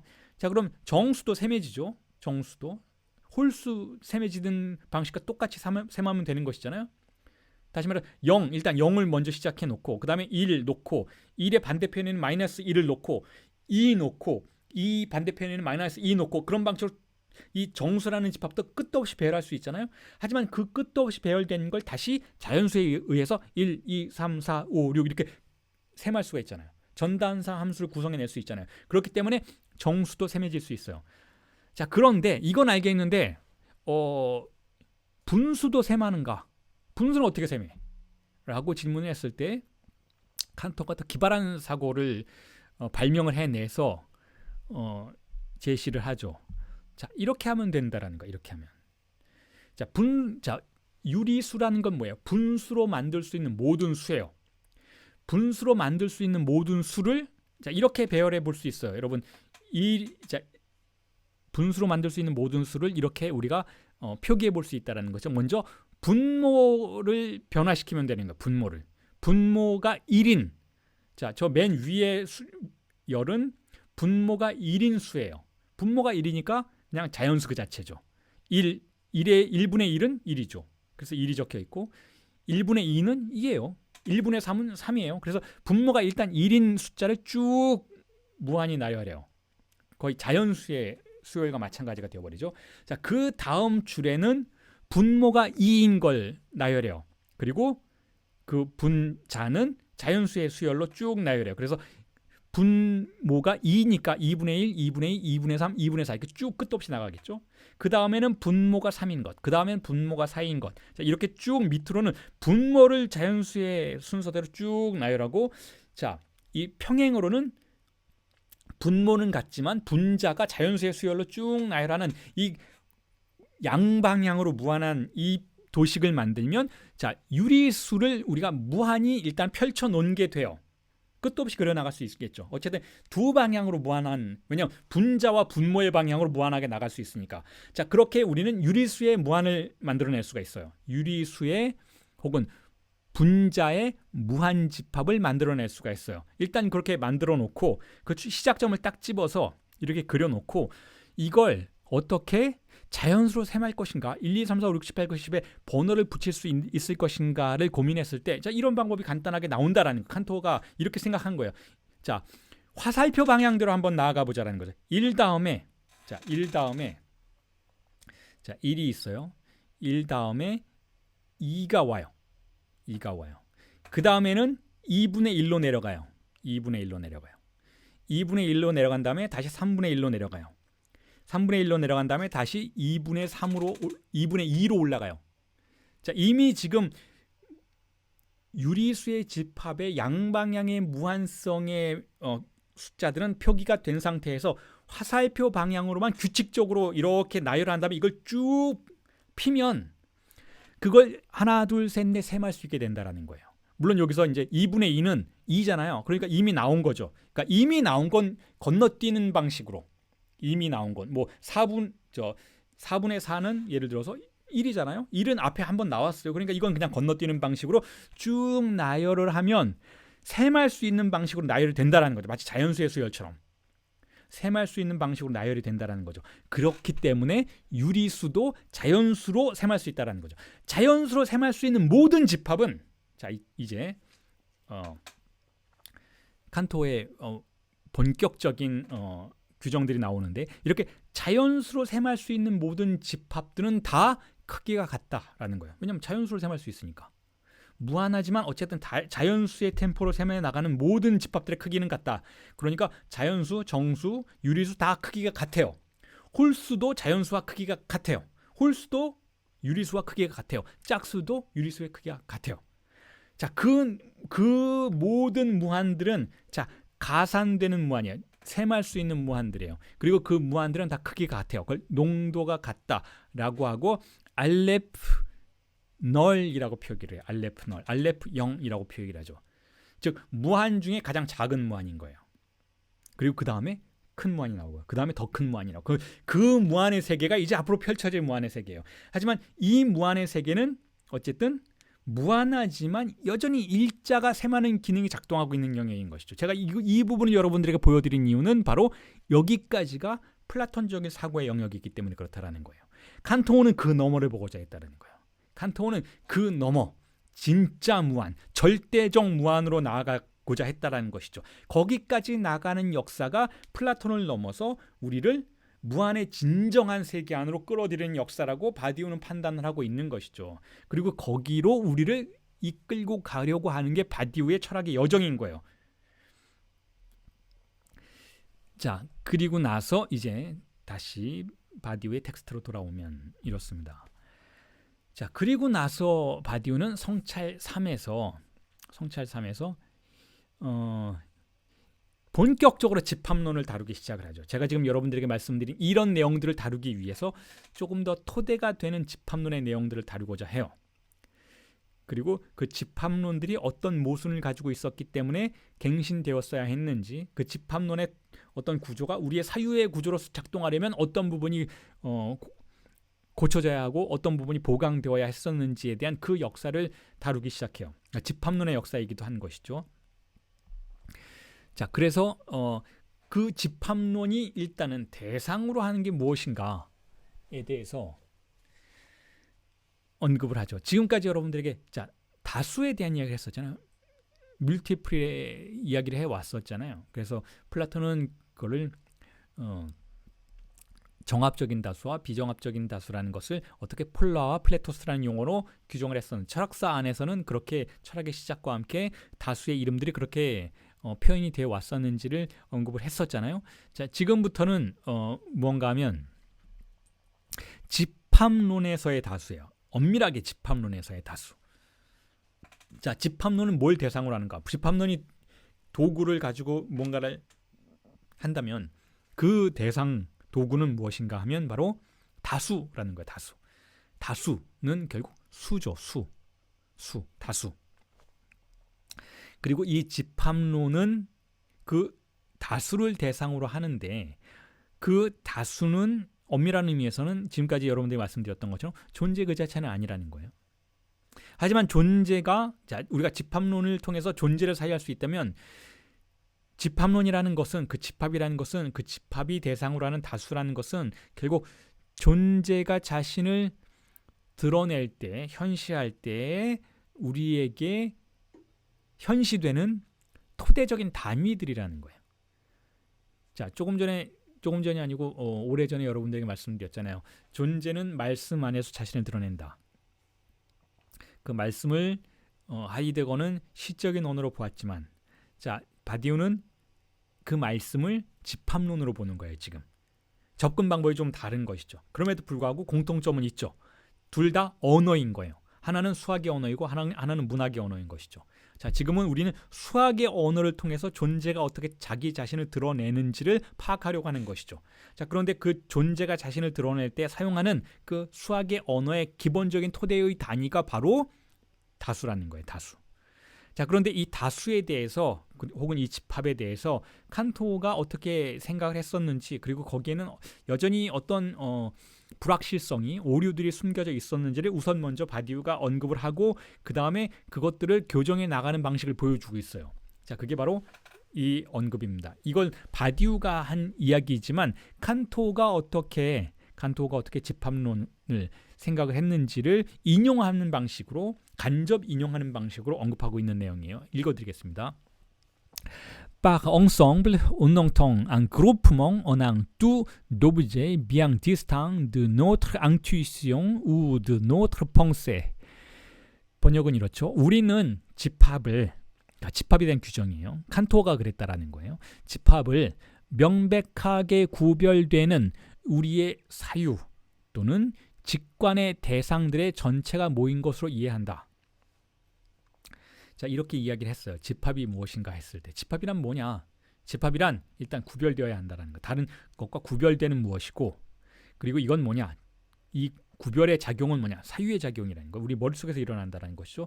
하지만 우리는 이 사유가 어떻게 진행되는가 하면 우리가 어떤 물체 앞에서 그걸 직관적으로 바라보고 그걸 통해서 사유한 것으로 생각한다는 것이죠. 그리고 만약에 예를 들어서 한국 남자들이라고 우리가 어떤 집합을 구성한다면 한국 남자들의 집합이라는 건 한국 남자들 전체를 말한다라는 거예요. 한국 남자라는 전체를 의미한다라는 것이죠. 집합의 규정 내부에 우리가 상식적이고 직관적으로 충분히 다 수용될 수 있어 왔던 개념들인데, 자, 그런데 여기서 이 모든 표현들 중에서 많은 문제점들이 있고 그걸 교정해 나갔어야만 했다. 칸토는 아직 거기까지는 나아가지 않았지만 그 이후에 체르멜로 프랭켈 공리를 통해서 집합론이 이 단어들의 오류들을 어쨌든 정정했어야만 했다라는 암시를 하기 위해서 일단 먼저 이렇게 이야기를 하고 있는 거예요.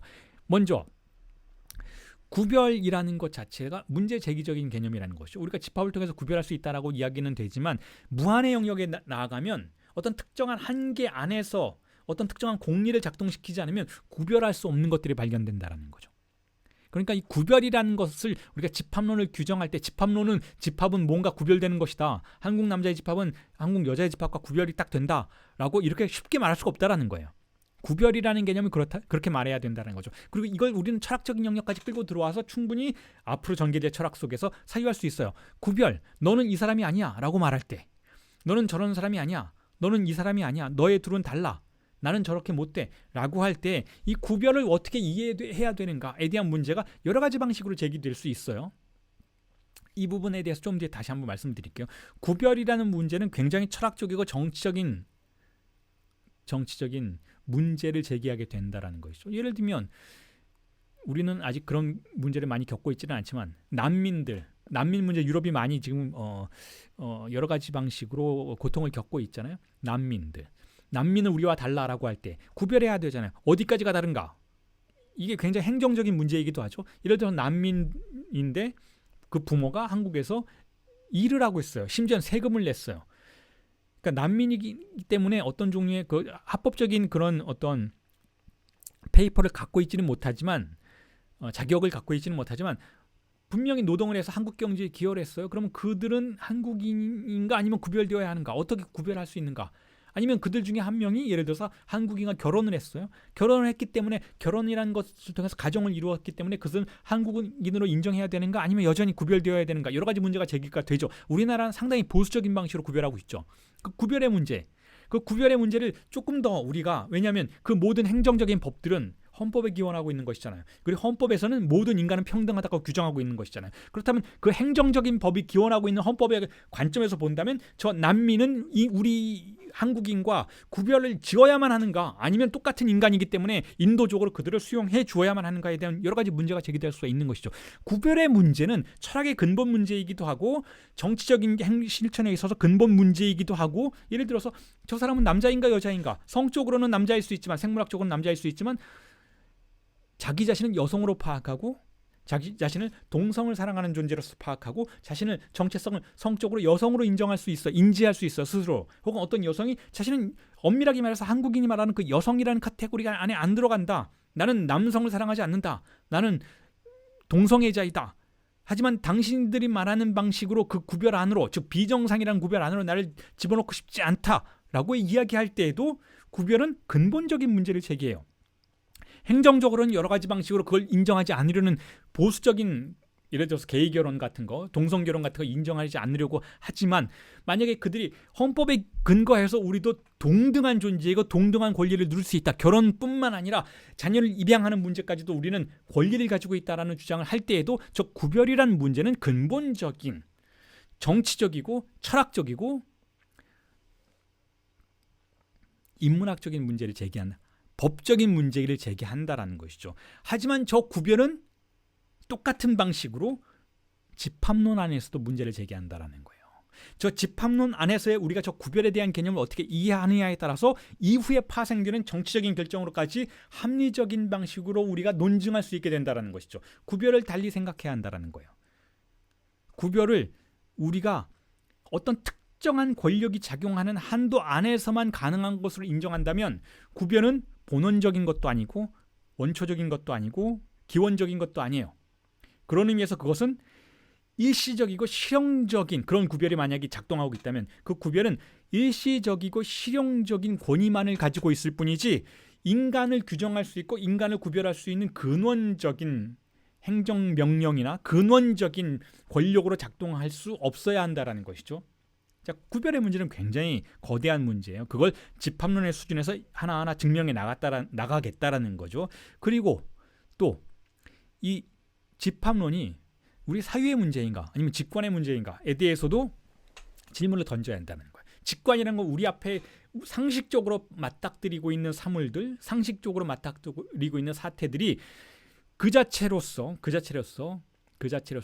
논리를 가지고 있다라는 거예요. 우리가 상식적으로 이해할 수 없다면 우리는 그것을 존재하지 않는 것으로 파악할 수 있어야 한다라는 그러한 태도를 보일 수 있어야 한다는 것이죠. 어떤 의미에서 약간 영미권 실증주의적 태도를 보일 수가 있는 것이죠. 하지만 집합론에서 조금 전에 말씀드렸잖아요. 집합론에서 예를 들어서 홀수의 집합의 전체가 자연수의 집합보다 전혀 작지 않다라는 것, 직관적으로는 도무지 받아들일 수 없는 것임에도 불구하고 우리가 논리적으로 사유하면 받아들여야만 하는 사태들이 있다라는 것이죠.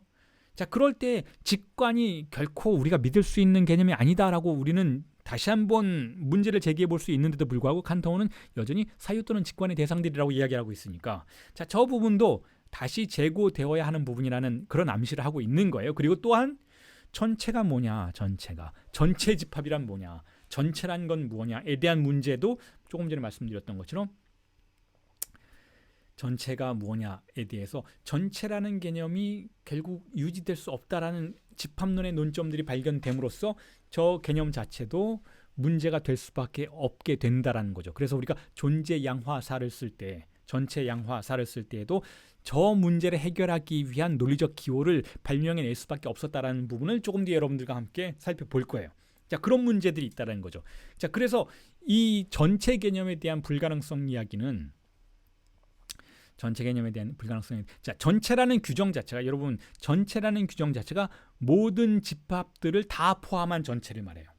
모든 집합들을 다. 그러니까 어떤 하나의 개념에 규정될 때 그 모든 개념을 다 포함한 전체를 말하는 거예요. 전체라는 건 그렇게 유지되는 개념인데 그 개념을 여러분 어떻게 반박할 수 있는가 하면 조금 전에 그 멱집합들, 부분집합들의 전체가 전체보다 클 수 있다라는 거. 최소한 크다라는 증명은 안 했지만 크긴 커요, 여러분. 멱집합의 개수는 2의 n승이에요. 다시 말해서 그게 무한집합이 아니더라도 예를 들어서 1, 2라는 집합이 있으면 그 내부에 공집합이 항상 포함된 것으로 가정하잖아요. 그렇기 때문에 이것들로 만들어낼 수 있는 부분집합들의 조합을 다 나열하면 그 내부에 있는 두 개의 원소의 숫자를 n으로 해서 2의 n승해야 된다는 것. 그래서 다시 말해서 4개가 된다는 거죠. 1, 2라는 두 개의 원소를 가지고 있지만 멱집합의 수는 n승, 2의 n승화 된다는 것이죠. 그러니까 멱집합이 항상 더 많아요. 원집합보다, 모집합보다 그 숫자가 멱집합은 항상 늘어나게 되어 있어요. 그러니까 항상 전체라는 집합을 가정한다면 그것의 부분들을 우리가 가정했을 때는 그 부분들이 전체를 항상 능가하는 사태를 만나게 된다는 거죠. 자, 그러니까 그건 역시 전체라는 개념이 위협받고 있다라고 볼 수가 있지만 제가 이 밑에 그걸 그렇게 써놨어요.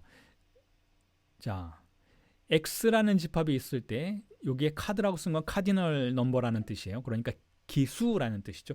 기수의 입장에서 본다면, 즉 크기, 농도의 입장에서 본다면 그 원 모집합보다 자, 이쪽에 P 괄호치고 X는 멱집합을 뜻해요. X의 멱집합을 뜻해요. 항상 멱집합의 농도가 더 크더라. 멱집합의 개수가 더 크잖아요. 이게 n승이잖아요. 그러니까 이 기수의 관점에서 본다면 카디널 넘버의 관점에서 본다면 항상 모집합 X보다 그것의 부분 집합들의 집합이 더 크다라는 것은 전체 집합을 사유하기를 불가능하게 만든다라는 거예요. 자, 그것뿐만이 아니고 조금 뒤에 다시 한번 오늘은 아닐 테지만 다음 주쯤에 다시 한번 살펴볼 테지만 이건 러셀의 영리를 말해요. 이 러셀의 영리도 러셀의 역설이라고 불리는 이것도 결국은 전체 집합이 불가능하다라는 것, 전체 집합이라는 개념 때문에 다른 많은 것들이 파괴된다는 걸 보여주는 또 하나의 집합론의 발견이기도 하죠. 자, 보세요. 여기서 P라는 집합이 있어요. P. 자, 이 P라는 집합은 뭐냐? 규정이 있어요. 는 equal 그 다음에 규정이 설명되고 있어요. 알파들을 말하는데 그럼 알파의 속성은 뭐냐 하면 자기 자신을 귀속하지 않는, 자기 자신을 원소로 갖지 않는, 저 물결 표시는 부정이죠. 그래서 않는 것을 뜻해요.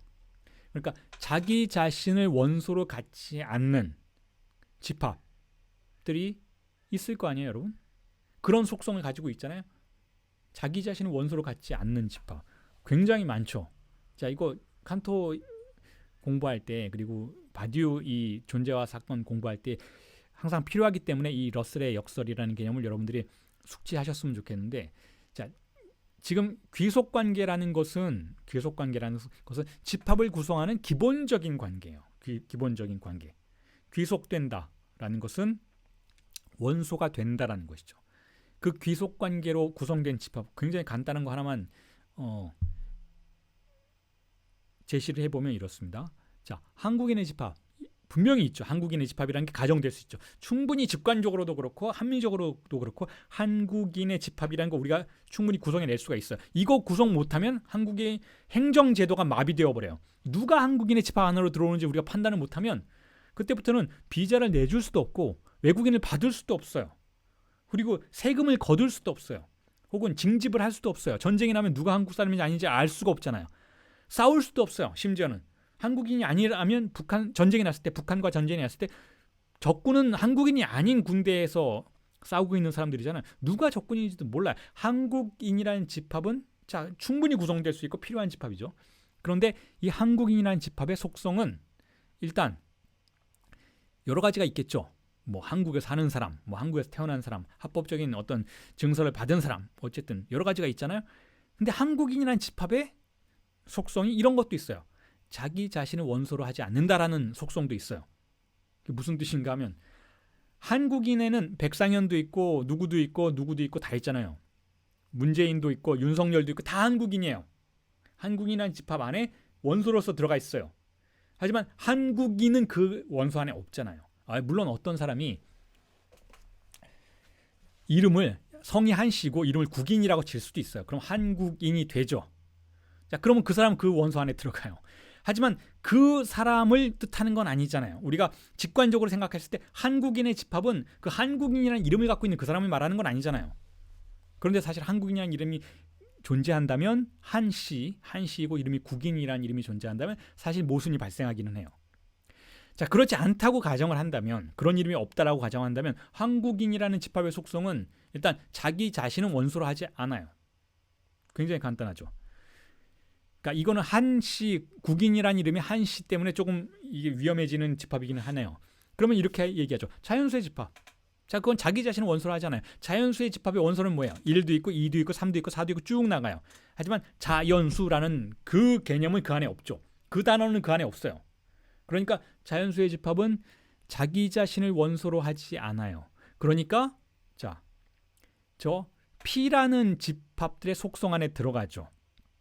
자, 그런 집합을 말해요. 자기 자신을 원소로 하지 않는 집합들 다 모아서 전체를 만들어서 P라고 부르자라는 거예요. 여기서 전체를 만든다라는 말이 중요해요. 전체를 만들어서 P라고 불렀잖아요.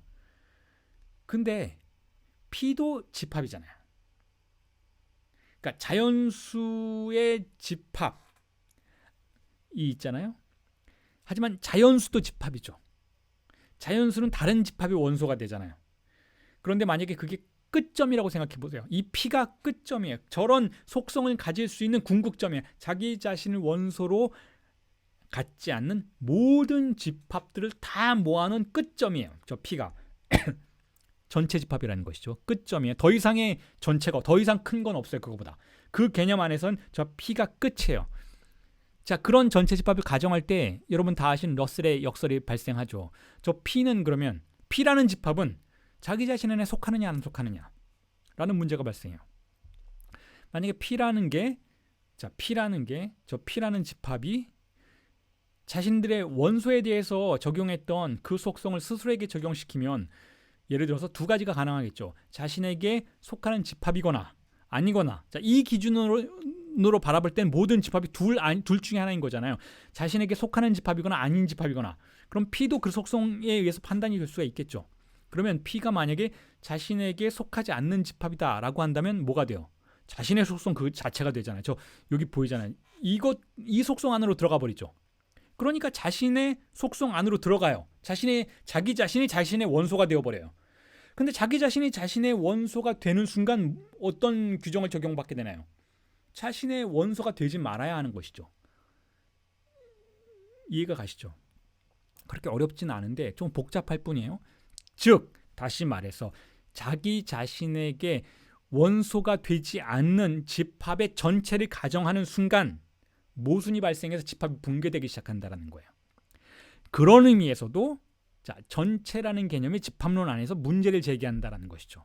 두 가지 의미에서 문제를 제기한다는 거죠. 전체가 불가능하다라는 개념을 여러분들에게 설명드리기 위해서 일단 멱집합의 농도와 그 다음에 러셀의 영리를 소개해 드렸어요. 그리고 이 이야기는 무엇인가 하면 결국 전체가 불가능하다라는 이 빠뚜의 개념, 락강의 개념이죠. 이 빠뚜의 개념에 도달하기 위해서인 거예요. 비전체라는 개념인 것이죠. 왜 전체가 불가능할까? 전체가 없기 때문일까? 아니라는 거예요. 전체가 없기 때문이 아니고, 자, A에 빗금이 쳐져 있기 때문이라는 것이죠. A에 빗금이 쳐져 있다는 건 무슨 뜻인가요? 상징계 대타자 오트러에 균열이 있다라는 뜻이에요. 그건 무슨 뜻인가 하면 언어가 불안정하다는 뜻인 것이죠. 그런 의미에서 우리가 집합론을 통해서 전체라는 개념이 문제를 일으키는 이유는 집합론 자체도 언어이기 때문에 아무리 엄격하다 해도 집합론 자체도 언어이기 때문에 그렇다라는 거예요. 집합론 자체도 언어이기 때문에 이런 모순들을 막아낼 수가 없다라는 것이죠.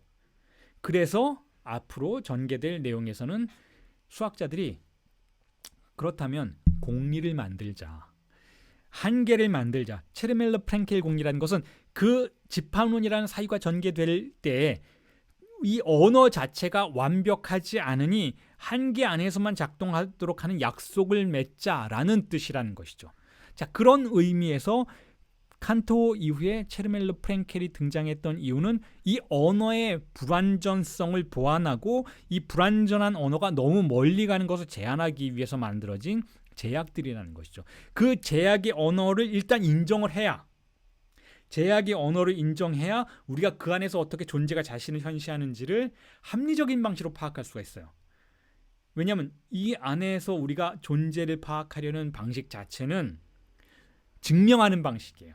문학에서처럼 묘사하고 주장하는 방식이 아니고 사유의 논리를 철저하게 지켜가면서 증명하는 방식으로 그 존재가 어떻게 자신을 드러내는지 그리고 그 안에서 어떻게 공백이 출현하는지를 논증하기 위해서라는 것이죠. 그런 의미에서 공을 많이 들이고 있는 거예요. 지금 바디우가 집합론의 언어를 제시하고 그걸 통해서 우리가 존재론을 전개시켜 나가겠다라는 이야기를 하면서 언어 자체의 논리를 모순 없이 전개시켜 나갈 수 있도록 제동을 걸고 있는 것이죠. 그렇지만 칸토에게는 그렇지 않았다라는 거예요. 아직 그렇지 않았다는 거예요. 칸토가 많은 발명을 해냈고 지금 현대 수학과 집합론에 지대한 영향을 주었고 무한에 대한 사유를 가능할 수 있도록 해주었던 것은 사실이지만 여전히 해결되지 않은 문제들이 있었다라는 거예요. 자, 그리고 나서 이렇게 정리를 하면서 오늘 수업을 마무리를 할 수 있을 것 같은데 다시 돌아가겠습니다.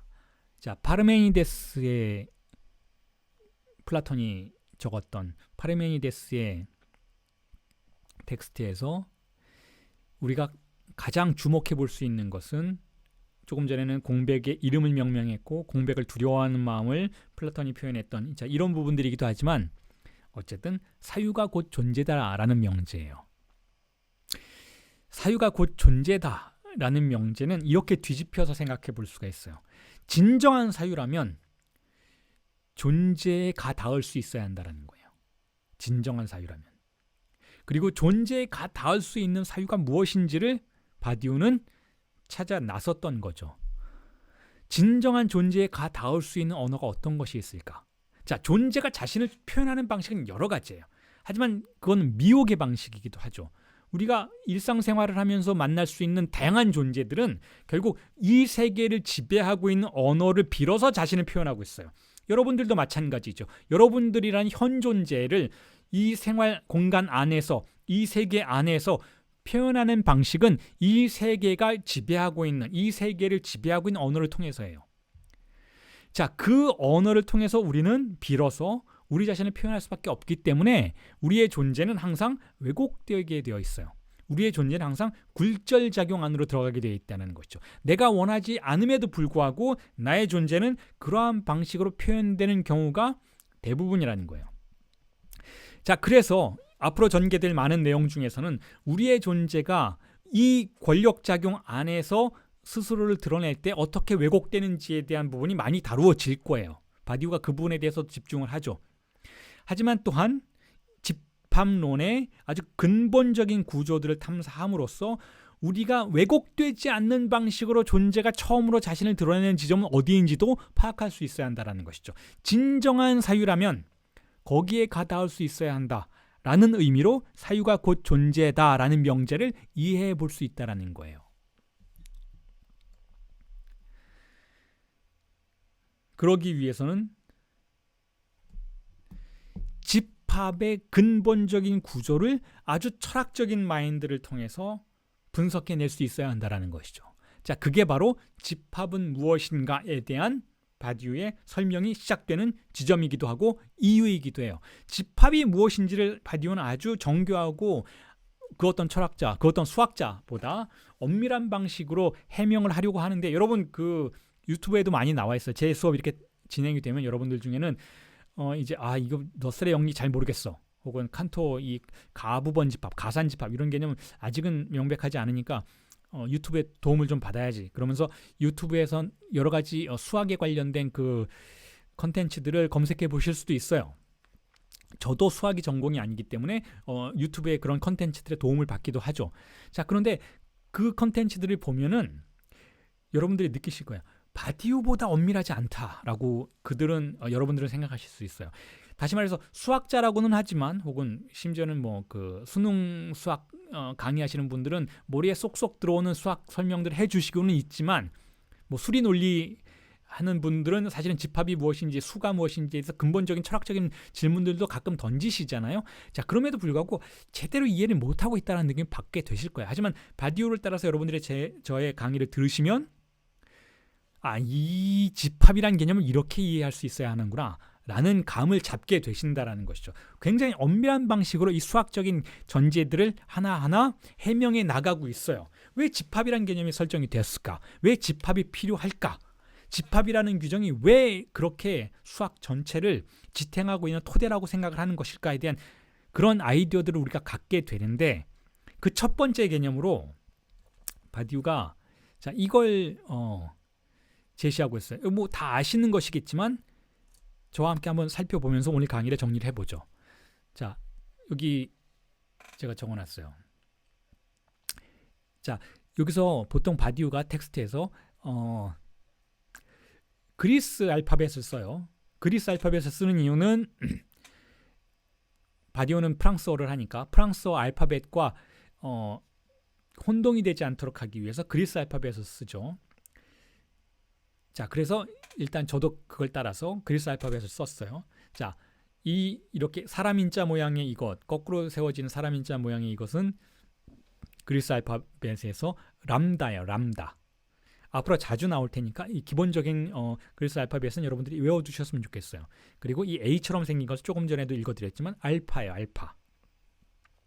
자, 람다 괄호치고 알파. 자, 이게 집합의 기본 구조예요.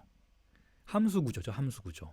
자, 다시 말해서 람다라는 것은 세많은 기능을 하고 있어요. 세많은 기능. 기준이 되는 것이죠. 예를 들어 람다라는 것을 우리가 자연수라고 대응시킬 수도 있어요. 자연수. 그러면 그 안에 들어오는 모든 알파는 다 자연수의 원소가 되어야 하는 것이죠. 어떤 알파라는 대상을 셈할 때 기준이 되는 것을 람다라고 쓰는 거예요.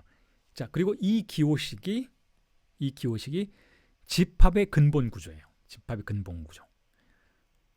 그리고 이렇게 그냥 다른 방식으로 설명할 수도 있는데 왜 이런 기호들을 사용을 해서 최소화시키는가 하면 그 이유는 일반 언어를 사용하게 되면 의미들이 번지거나 모호해지거나 그런 모호함이 또한 초월적인 환상을 초래할 수 있게 되기 때문에 이렇게 수학적으로 엄밀한 기호들을 사용하려고 하는 것이죠. 이게 또한 바디우와 락강의 공통점이기도 해요. 락강도 후기로 갈수록 계속해서 더욱더 기호를 사용하죠. 그 이유, 그걸 이제 수식 혹은 수학소라고 하는데 마템이라고 부르는데 그렇게 하는 이유는 우리가 일상 언어를 사용하면 거기서 의미들이 번져 나오기 때문에 그래요.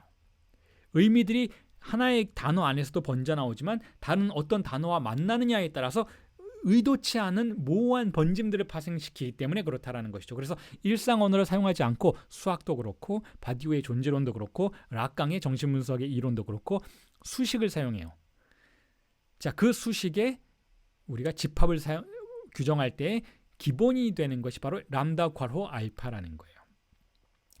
그리고 이에 대해서 왜 이렇게 이야기하는지 바디우가 언급하고 있는 내용을 읽어드리죠. 그리고 오늘 수업을 정리해 보겠습니다. 이렇게 이야기하고 있어요.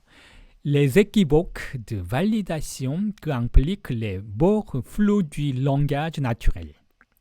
자, 이런 자연 언어가 가진 경계의 모호함이 야기하는 인증의 다의성, 이걸 피하기 위해서다라는 거예요. 자연 언어, 그러면 그냥 우리가 말하는 일상 언어를 말해요. 그 언어가 경계가 모호하다라는 거예요. 그 언어를 사용해서 무언가를 이야기하려고 하면 자꾸 의미들이 번져서 왜곡되는 효과가 발생한다라는 것이죠. 그래서 그런 이야기들이 자신을 표현할 때에 등장하는 다의성들이 존재한다라는 거예요. 그걸 피하기 위해서 엄밀한 수식이 필요하다라는 거죠. 그래서 그 수식을 처음으로 차용했던 사람들이 바로 수학자들이라는 거예요. 하지만 바디우는 이렇게 얘기하는 거죠. 존재도 엄밀하게 파악해야 한다라는 거예요. 존재도 엄밀하게 파악해 나가야 한다라는 거죠. 수학자들 못지않게 할 수 있다라는 거예요. 그렇기 때문에 우리는 수학자들이 사용하는 그 기호식들을 수용하자라는 것이죠. 그리고 덧붙이자면 락강 역시 자신만의 수식들을 사용하죠. 그렇게 함으로써 의미의 번짐을 막고 쥐상스의 정확한 위치를 표시하고 거기에 존재가 어떻게 반응하는지를 가늠해 내고자 한다는 것이죠. 자, 오늘 강의는 여기서 정리를 하겠습니다. 수고하셨습니다.